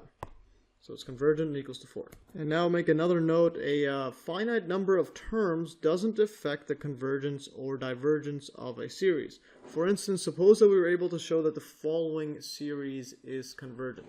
So if we had, if this is convergent, n equals to, yes, it doesn't matter how many finite number of terms. So if you have n equals to 4, so you start off there, of n over n cubed plus 1.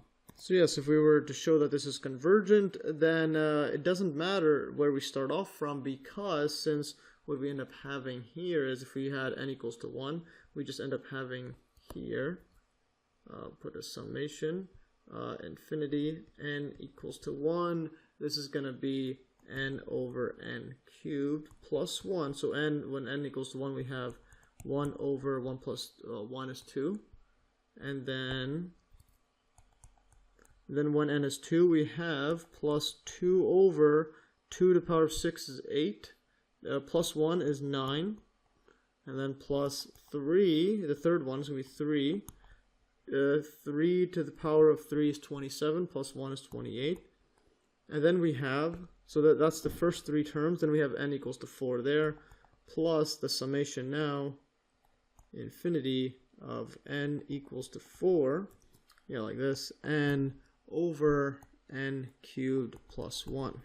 So yes, yeah, it doesn't matter how many terms we have, because if we're given that this is convergent. So this is convergent. All we're going to be doing is adding a few more terms to get this one here. So it follows that the entire series from n equals 1 to infinity of this is convergent. Similarly, if it is known that, or just in more general, so if it is known that the series from n equals capital N plus 1 to infinity, an converges, then the full series is also convergent. And we'll write this out like this. Write it out better. Infinity n equals to 1 of an equals to the series an from n equals to 1 up to capital N plus here infinity, and this is n equals to capital N plus 1 infinity. So if this is convergent, this whole thing is convergent then. So if then this whole thing's convergent, because all you're doing is adding a few more terms over here from n to so from n equals 1 to n, because we're not dealing with infinity here. Because if this is convergent, that's it, you're done. Everything is convergent. Going further, and yeah, here I wrote that down. So if this is convergent, this part here, then this whole thing is also convergent.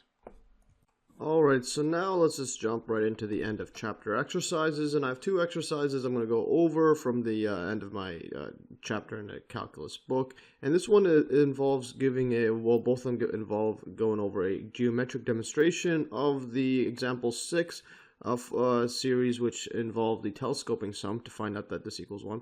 So in other words, yeah, this one right here.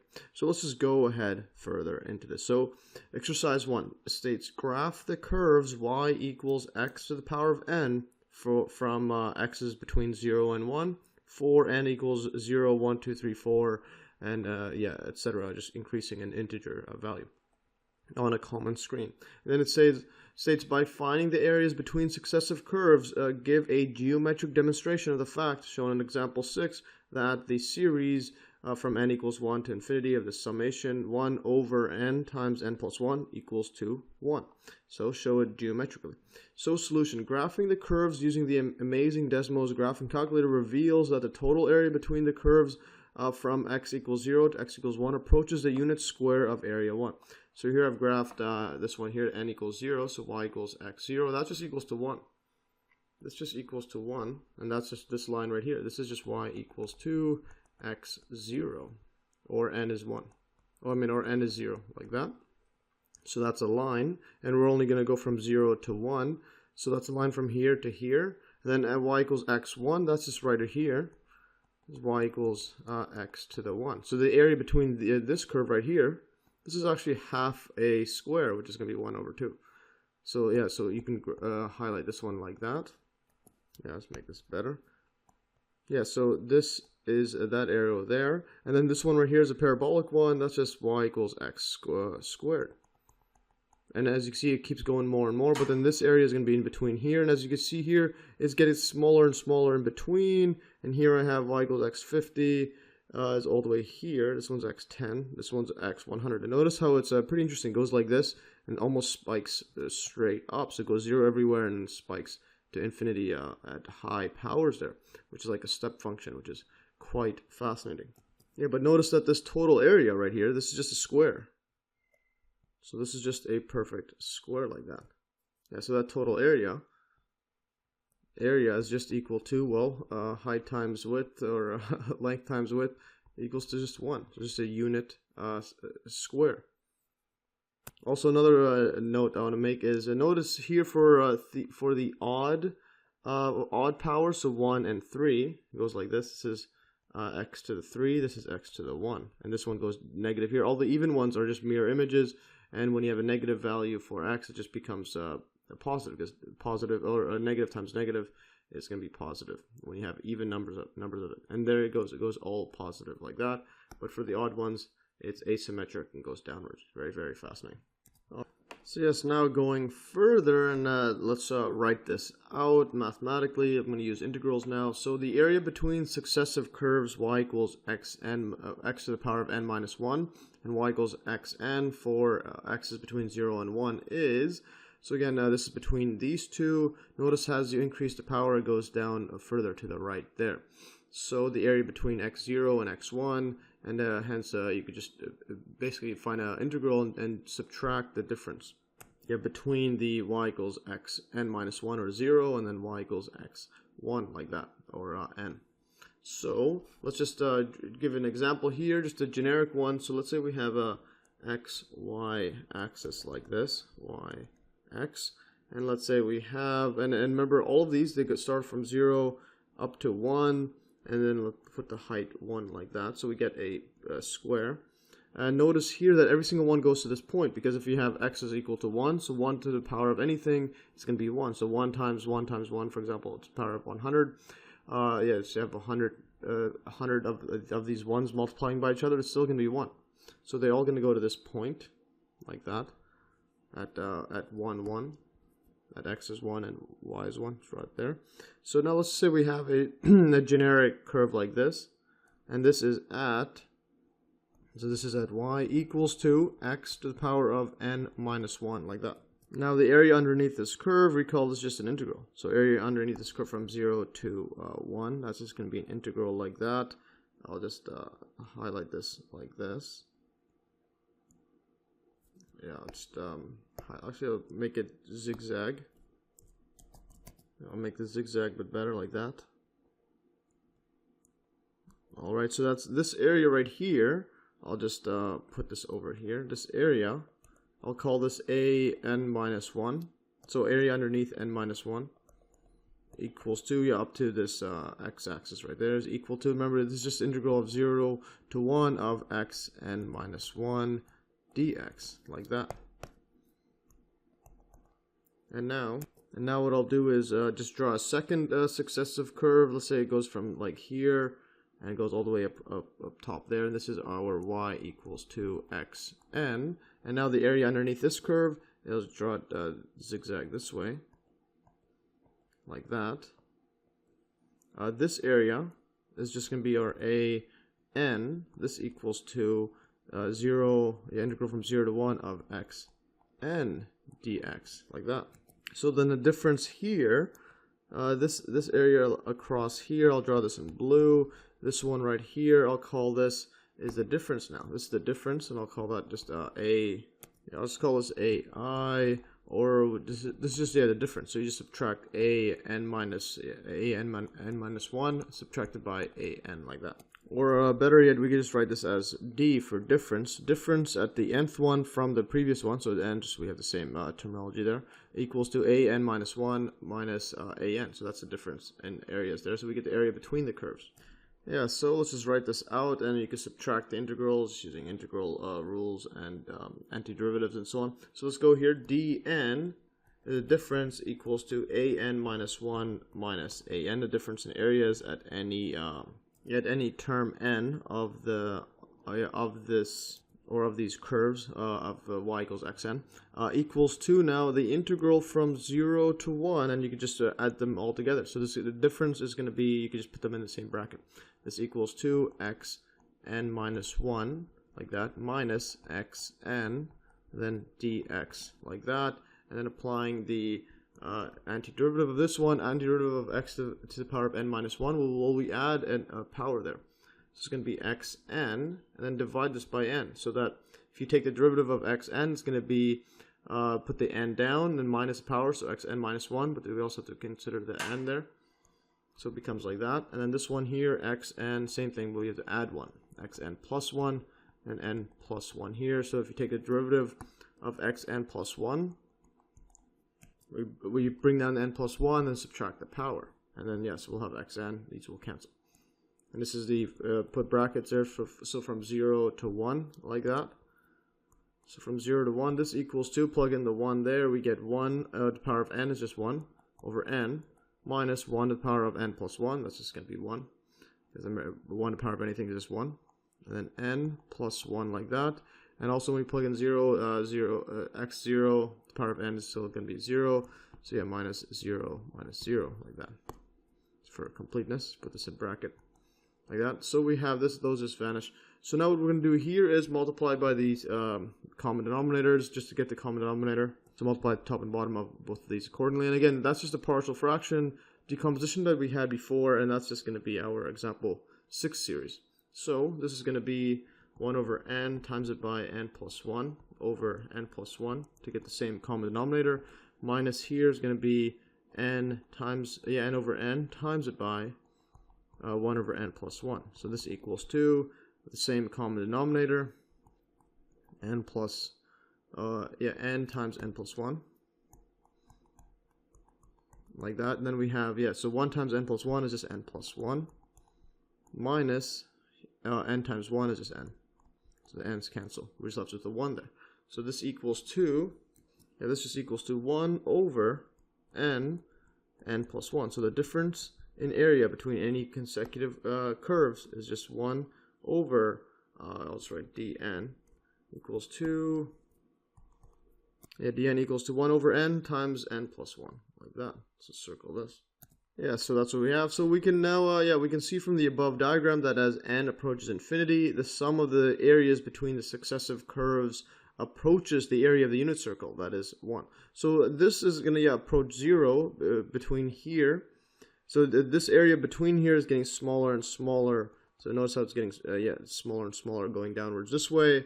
So that's approaching 0, but the total area of summing all of them together we get is 1. So this full area is going to be 1, like that.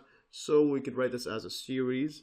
So the summation of the difference from n equals 1 to infinity is the series, so 1 over n plus 1, and we already calculated this one in example 6. That equals to 1, as expected, which is quite amazing. So let's put a hashtag amazing. So this one is exactly 1, and you can just find it using integrals or a summation series, or just using example 6, the series we had there. Alright, now let's look at exercise 2, and it's quite fascinating. This one's pretty intense, but nonetheless it's very fascinating. And similar to the one above, we're going to be finding a geometric interpretation of, or geometric demonstration of example 6. So the below figure shows two circles C and D of radius 1 that touch P, or that touch at point P. So here's two circles, radius is equal to 1 over here. So radius equals to 1, they touch at point P there, and there's a tangent line across there as well. So now the T is a common tangent line. C1 is the circle that touches C, D, and T. So there's C1 touches over here, and over here. So it touches C, D, and T, like that. And then C2 is a circle that touches C, D, and C1. So we have here, it touches C1, C2, D, and C, like that. And then C3 is a circle that touches C, D, and then C2. So these circles all touch C and D, and then the one before it. And then this one just touches a tangent there. So this one touches, C2, and then C and D there. So yes, and it keeps going on and on. So this procedure can be continued indefinitely and produces an infinite sequence of circles C of n, like that. Cn, so that's a sequence there of circles. Now we're asked, find an expression for the diameter of Cn of any of these ones. So the diameter across, like that, dn, like that, dn. So, and thus provide another geometric demonstration of example 6. So note that the sum of the diameters of the inner circles are approaching the radius of the larger circles, radius of the larger circles, which is equal to 1. So yes, what I mean by that is, notice we're here finding an expression for the diameter of Cn, and thus provide another one. So if we were to get the diameter of this one, diameter of this one, diameter of this one, add those all up, notice what they're approaching. They're approaching this point P. In other words, they're approaching this right here. They're approaching 1 equals, r is equal to 1. Is the sum of the dn, like that, from n equals to 1 all the way to infinity. So it's approaching that. So that's what we got to show. And here I quickly just changed color to black. I was planning to use blue later. But anyway, so so the summation of these diameters, yes, it should be approaching 1, which is the radius of the big circle, because that's where they touch right here at P. So very fascinating stuff. So there's a geometric interpretation, and we're going to prove that it is so. Let's go further. So let dn be the diameter of Cn, like that. So I have it capital D. Let's use it lower one here, like that. So yeah, just to quickly change those to lowercase d, like that, dn, like that. So let it be the diameter of Cn. We draw lines from the centers of Ci to the center of D or C. So here's the circle D, and this circle C, like that. So you could choose either one. And then using the Pythagorean theorem, we write, so what we have is, so yes, this is the one that I wanted to draw in blue. So we have it here in blue, like that. So notice here what we have. I just took it from my calculus book, the solutions manual of it. So we have, here's the radius r equals 1 of the big circle D. This one is the circle D. And notice that they all, or this touches the other circle at the point P. So I'll just draw a point P like that. This is our point P. Recall P is right over there. So then again, the radius here is also r equals 1 there. So this distance all the way across, like this distance is, this distance like that is r equals to 1. Or just for convention, I'll just use a capital R for the big circles and capital R for the big circles. And there's the, like here, also there. Let's just use it, capital R for a big circle like that, r equals 1. Yeah, so in other words, yeah, so this, at this point, as getting infinitely small, or the circle's getting infinitely small, it's approaching this distance across r equals to 1. But notice that this, the center of this is always going to go up and up. So the center is just going to go up and up all the way there. This goes like that, etc. So in other words, what we end up having is, well, this r, this radius, is going across everywhere across here. So we have an r equals 1. R equals 1 from here to here. That's actually from here. Yeah, so these ones are all approaching, getting closer and closer to r equals 1. This distance is from here all the way to here as well. So that's D2, and then this one as well from here all the way across. So yeah, so this one, every single point is going to be from here to there. It's going to be r equals 1 as well. Like that, r equals 1. Let's draw this all the way across like that. Put a 1 there. Yeah, and likewise, this r equals 1 distance, that's just also equals to 1 there. And there's our tangent line at the bottom from starting D1. And another note I want to make is, notice the distance from here to the tangent line, from this one D1, this is going to be right from here, it's just going to be D1 over 2, like that. And likewise over here, this distance across here, this is D1 over, yes, let's put a, this is, this D2 over D2. D2 over 2, like that. And now we're going to use the Pythagorean theorem. So recall the Pythagorean theorem. So recall Pythagorean theorem P dot T. This is just if you had a right triangle like this, where you had the sides A, B, and C for hypotenuse. Then what we end up having is the formula a squared plus b squared equals to c squared. Now in our case, what we end up having is, well, we have a right angle triangle right there. So this distance across here, all the way down here, I'll draw this in blue actually, so we have it like that. This distance is going to be the difference. So it's going to be 1 minus d1 over 2, like that. And we also know that this is r is 1 all the way up to here, and then this is just the radius over from here to here. That's just going to be our d1 over 2, like that. Yeah, so d1 over 2, and then we have the first side is 1 there. So in other words, we can write this as, so thus, or put an arrow like this. Yeah, so thus, or I'll just put thus instead without it. So we have the line from here to here is just 1, that's just the radius. So you have a is 1, well, yeah, 1 squared, which is just 1, plus, now b squared is over this, this is b, that's just 1 minus d1 over 2 squared.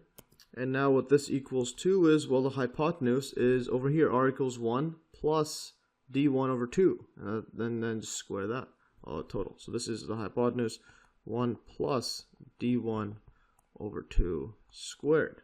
Because again, yeah, so we have this height here, or this hypotenuse, and this one here is this is side A, side B, and there's side C. So there's what we have.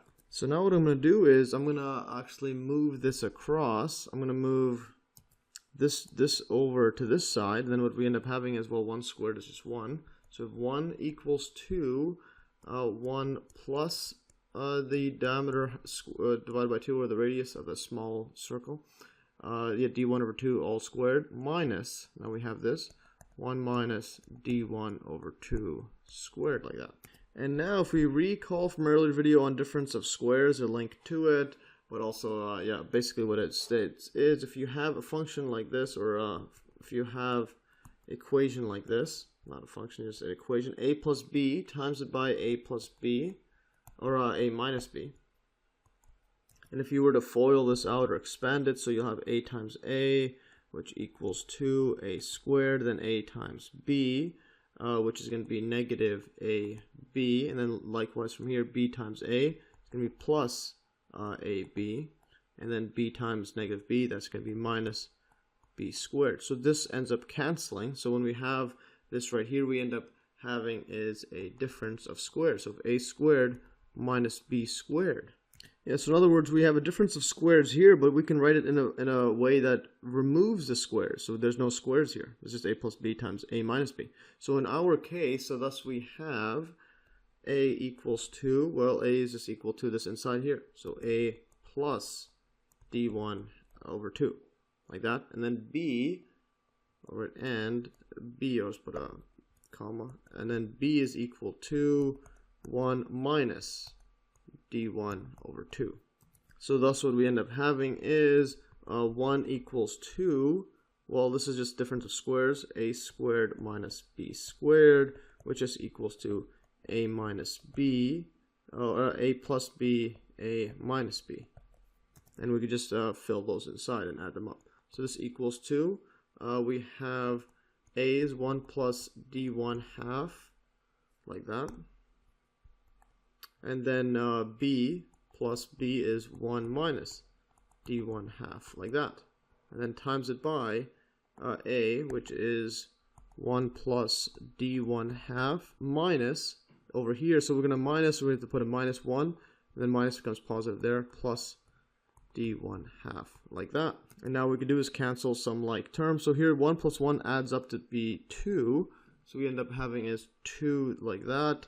And then what we have here, d1 over 2 minus d1 over 2. These just cancel.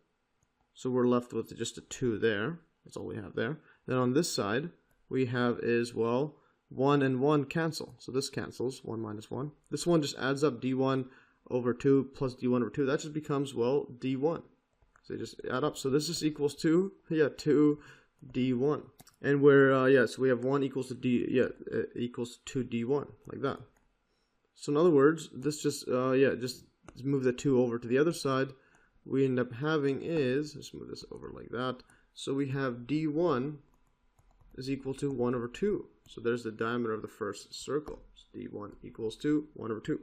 And yeah, I just want to make a note here. So remember, this diameter is d1 equals 1 half, but also from the earlier exercise, notice that the difference between the function x equals 0, which equals to 1, is, I'll just put the equals to 1, like that. Yeah, just put equals to 1 by definition. So we just have a straight line like that. The difference between that and the line right here, y equals x, this is just half, this area is just half the square, so it's going to be just 1 half. So just wanted to make that interesting note. So the first one, d1, the diameter of this circle is going to be 1 half, similar to the first consecutive area between the, or first area between the consecutive curves of the previous exercise.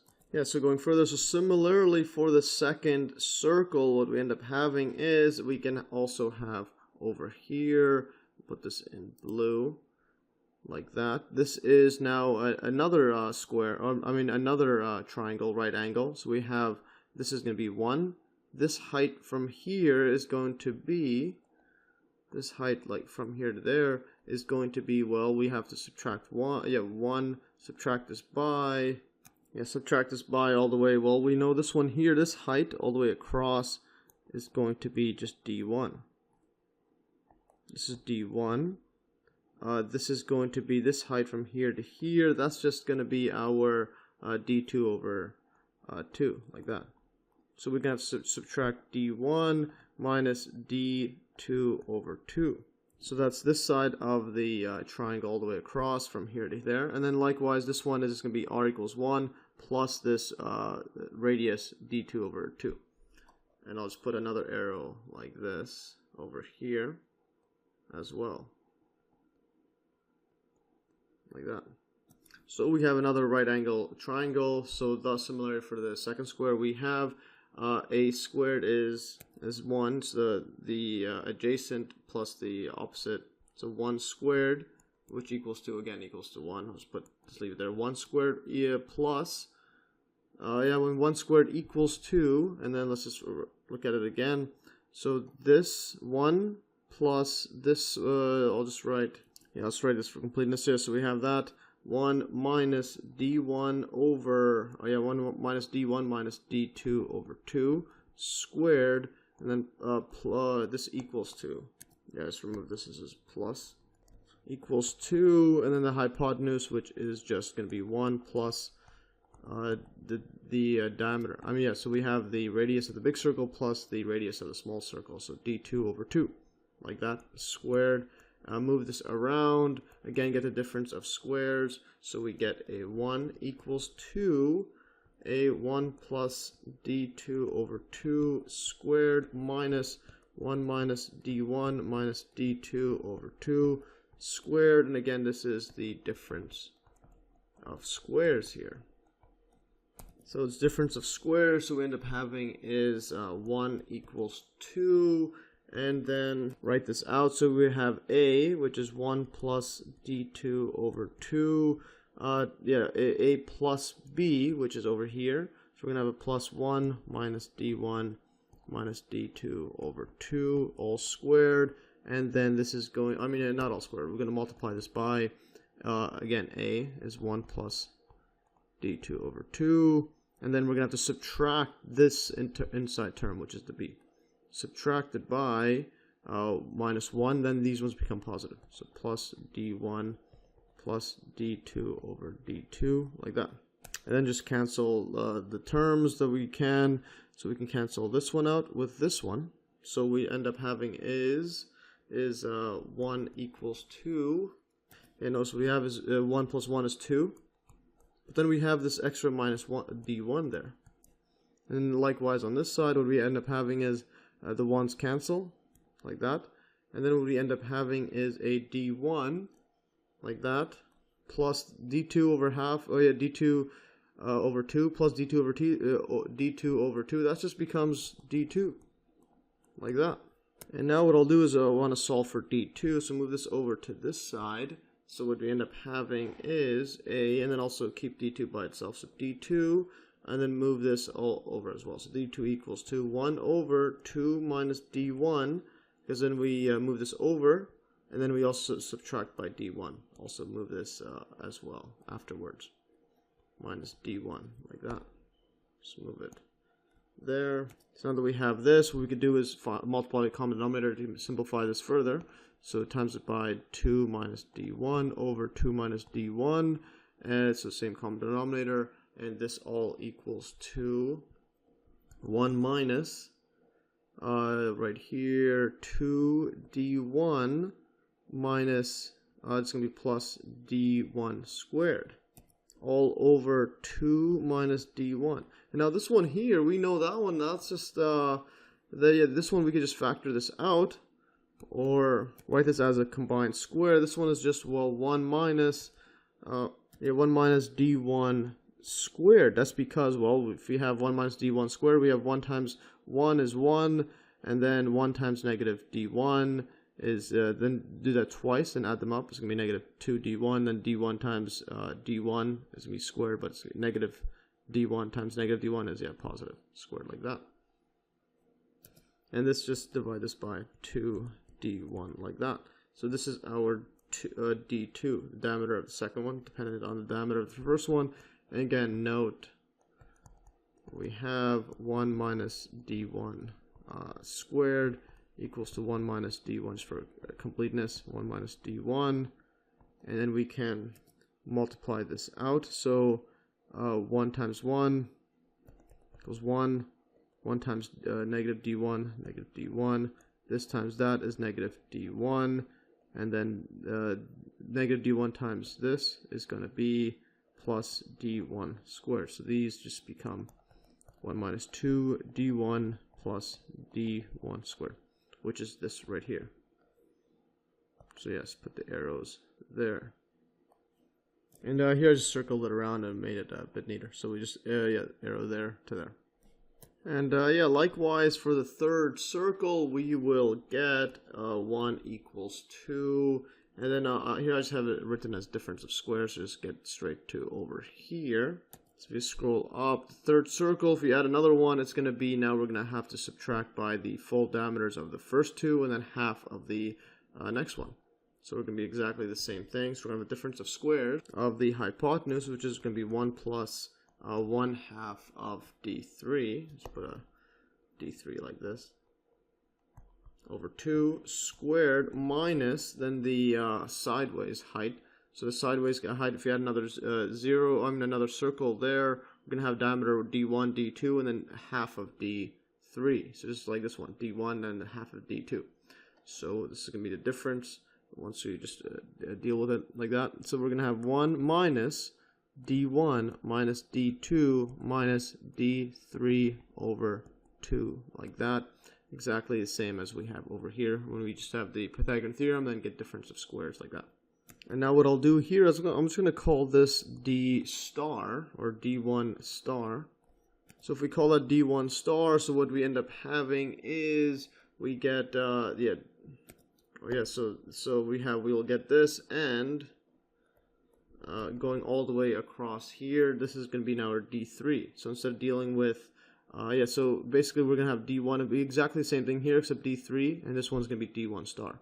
So this is going to be exactly over here, d3 equals to 1 minus d1 star, and then all squared over 2 minus, and then d1 star, like that. So if you were just following it all, we'll get eventually to here. But again, d1 star is not actually just by itself. You just replace it d1 minus d2. So what we're end up going to have is d1 minus d2, like that. Or better yet, take the negative out and then put a plus, like that. Make it more general. So d1, yes, 1 minus d1 plus d2, all squared, over 2 minus, and then here as well, d1 plus d2. And now you can do this for an infinite number of circles. If you add another one, we're just going to have a d1 star with a 3 of them, or d2 star, or whatever. It is exactly the same thing. All we're doing is adding another term here. So this is just 2 terms in one, so d1 minus d2, whereas this one here is just d1.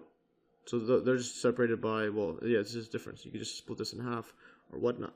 So what we end up having is, so thus in general we have, let's write this down, for dn plus 1, so the next diameter of the next circle is going to equal 2, and write this in a giant bracket here, 1 minus, so here's going to be 1 minus the summation here of, this is dn plus 1, so this one goes up to just to n, so this is 3, that goes up to 2, so in other words this summation from I equals to 1 up to n, and this is going to be di, the diameter, and then all squared, like this, and then all divide this by 2 minus the same summation there, n I equals to 1 of di, like that. So let's just box this out. Yeah, so now if we actually calculate d2 and d3 from the formulas above, or just this formula, any of them we choose, we find that they are, because we could use the general or the one we just wrote above. So d2 is like that, 1 minus d1. But anyways, let's just use it, this general one here. So we were to actually calculate it, we'll get d2. Remember, d1 is equal to 1/2. Remember that. So d2 is equal to 1 minus the sum from i's 1 to n, which is, 1. So because 1 plus 1 is 2 there. So we just have d1 squared over 2 minus d1, which equals 2, and d1 is equal to 1/2. So we have 1 minus 1/2 squared divides by 2 minus 1/2. Alright, so 1 minus 1/2, that just equals to, well, 1/2, and 1/2 squared, like that. So 1/2 squared, and then the bottom is 2 minus 1/2. This is just common denominator, 2 over 2. So we have 4 minus 1 is going to be 3 over 2, like that. So this is going to be 1 over 4. So 1 over 2 squared is 1 over 4. So we have 1 over 4. We'll write it all like this. This is going to be times by 3. Yeah, I'm going to put this, just remove the fractions, move them around. Times it by 3 is at the bottom, and the 2 goes on the top. So what we end up having is now, is this cancels, we have a 2. So 1 over 2 times 1 over 3, which equals to 1 over 6, like that. So we can just circle this as 1 over 6. And likewise for 3, d3, this equals 2. Yeah, this equals to 1 minus, and yeah, this is going to be the summation of the 2 there. Yeah, so it's going to be 1 minus the sum of d1 minus d2. So you can just take out the negative like that. Or yeah, just make it like this, multiply it inside, so d1 over d2. Or d1 plus d2 is put a subtraction, all squared. This can be now 2 minus d1 minus d2, because we have a subtraction there of the sum. Now this equals to 1 minus 1/2 minus 1 over 6, which is the previous one there, all squared over 2 minus 1/2 minus, right here is 1 over 6. So now in dealing with this, let's again multiply to get the common denominator. So what we end up having is, I'm going to multiply this 6 over 6 to get the common denominator. So 1 is just going to be 6 over 6, which equals to 6 over 6 like this. 6 over 6 minus, this is going to be times it by 3, so 3 over 2 times 6.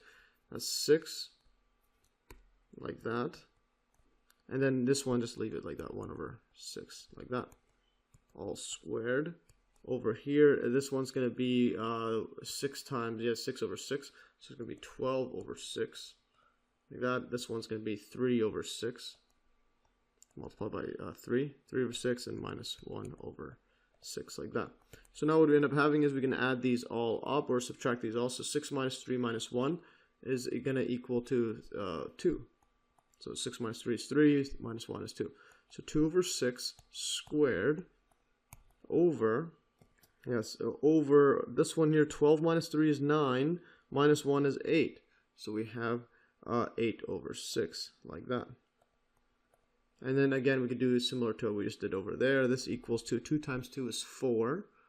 Yeah, so I'll just write this out. Actually, I'll write this out even more broadly. So 2 times 2 is going to be, I'll just write that here. So 4 over, now we have 6 squared, times it by, so times it by, the bottom is 8, over 6. The 6 goes on top there. So then we can do is cancel this. This one, we can cancel this whole thing, and yeah, we can cancel this 8 as well. This becomes a 2. Because the 4 over 8 is just 1 over 2. So in other words, we have 6 times 2. That just equals to 1 over 12. Like that. And now what I want to make a note is, well, note the terms. We have d1 equals to 1/2, or we could write this as 1 over 1 times 1 over 2. Like that. And notice that d2, which is 1 over 6, this one is equal to, well, 1 over 2 times 1 over 3. So notice how we're trying to make it look like that example 6. So we have the 1 over n plus 1 over n times 1 over n plus 1. Now d3 equals to 1 over 12. So here we have 1 over 12, which is just equals to 1 over 3 times 1 over 4, like that. Yeah, so thus we suspect that in general, we're going to have dn equals to, well, 1 over n. This is 3, and then we have to multiply by this 1 over n plus 1. So yes, that's what we suspect. But to prove this, so now to prove this suspicion that we have, we use mathematical induction. There's a link to an earlier video on that. So essentially what we do is assume that for all k is less than n, and recall from earlier partial fractions derivation or a partial fraction decomposition. So I'll write this down. So let's assume this is true for dk equals to, where k is less than n, and this equals to 1 over k plus 1, like that. And again, using the partial fractions, recall that we had a equals 1 and b equals negative 1. Just break this down, 1 over k minus 1 over k plus 1, like that. So then what we have, and utilizing the telescoping sum from example 6 as well, so what we end up having is the summation like this, n I equals to 1 of, not n, we have k. So the summation of these circles up to the kth circle of the diameters is equal to di. This equals to, and if we just scroll all the way up to example 6, so here was example 6. Remember this one here, when we broke this up into partial fractions, so we have this 1 over I times I plus 1 equals 1 over I minus 1 over I plus 1. And then using the telescoping sum where everything cancels out, the summation of this formula over there equals, again, using partial fractions, and we got 1 minus 1 over n plus 1. Hashtag amazing. So let's go back now. And again, there's a telescoping sum there. So yes, putting the partial fraction inside, then this becomes just 1 minus 1 over k plus 1. And then using just a common, just multiply by common denominator to get this one common denominator, we get, well, k plus 1 equals to, so 1 is just k plus 1 over k plus 1 minus 1, like that, k plus 1. So add these up. This one's cancel, so 1 minus 1 is 0, so we just get a k over k plus 1. So that's the kth term. So remember, mathematical induction, we just have to assume it's true for k, and then now we just look at k plus 1 if it's also true. So, so now substituting this into our formula for dk plus 1, we get, and remember this one right here. So this, we assume it's this one here. Actually, never mind, not that one. We assume this one all the way above here. So plugging this inside here and see what we get for k plus 1. So dn plus 1 is equal to this. Right here, 1 minus the summation of all the diameters, and then 2 minus, and then all squared, and then 2 minus the summation of the diameters. Alright, so we get dk plus 1 equals 2, bracket 1 minus, and then 1 minus the summation, di, I equals to 1 up to k, n over, squared, over 2 minus this diameters of di, I equals to 1 of k, where we know that this summation is just k plus k over k plus 1. So this just equals to 1 minus k over k plus 1 using the telescoping sum over there, squared over 2 minus k over k plus 1. And now we just apply more algebra here. So this is going to be, this 1 is just k plus 1. Get the common denominator as k plus 1. K plus 1 over k plus 1 minus k over k plus 1 all squared. And then this bottom is going to be, well, 2 times k plus 1. So 2 k plus 1 over k plus 1 minus k over k plus 1, like that. So add these up. This k minus k, those cancel, so we're left with here 1 over k plus 1 all squared. Over here now we have a 2k minus k, that's going to be a k, plus 2 times 2 is just 2. Like that, over k plus 1. Again, to simplify this further, this equals to 1 over k plus 1 squared. And times it by, the bottom is going to be k plus 2. Like that. And then this one just goes all on top. It's k plus 1. Like that. So in other words, this cancels with this 2. So now what we'll end up with is, well, this is equals to d k plus 1 equals to, now we have a 1 over k plus 1, like this, 1 over k plus 1 times 1 over k plus 2. 1 over k plus 2, and this is, hashtag amazing. This is exactly our formula. Hashtag amazing. So in other words, the induction is complete, because if we assume it's true for dk, then it's we've proven that it's also true for dk plus 1, hence it's true for everything. Alright, so thus the induction is complete since dk plus 1 is true whenever dk is true, and we can always go back from the very beginning. So if we assume d1 is true, d2 is true, then d3, then basically every single one is true. So yes, we can always pick any one here, and they all just follow it, and any number k less than n is true, so hence everything's true, even n. So so now we observe that the partial sums from I equals 1 to n of di or di of the diameters of the circles approach 1, i.e. the radius of the larger circles as n approaches infinity. Because that's just the exact same formula as this is just the exact same formula as the one in example 6. So hence, if you were to take this to infinity, or that is the summation from n equals to 1 of infinity of the sequence, let's write an equals to, actually on my calculus book I wrote an, I'll just write dn, like that, equals to summation infinity n equals to 1 of n over n plus 1, as I showed in example 6. This equals to 1.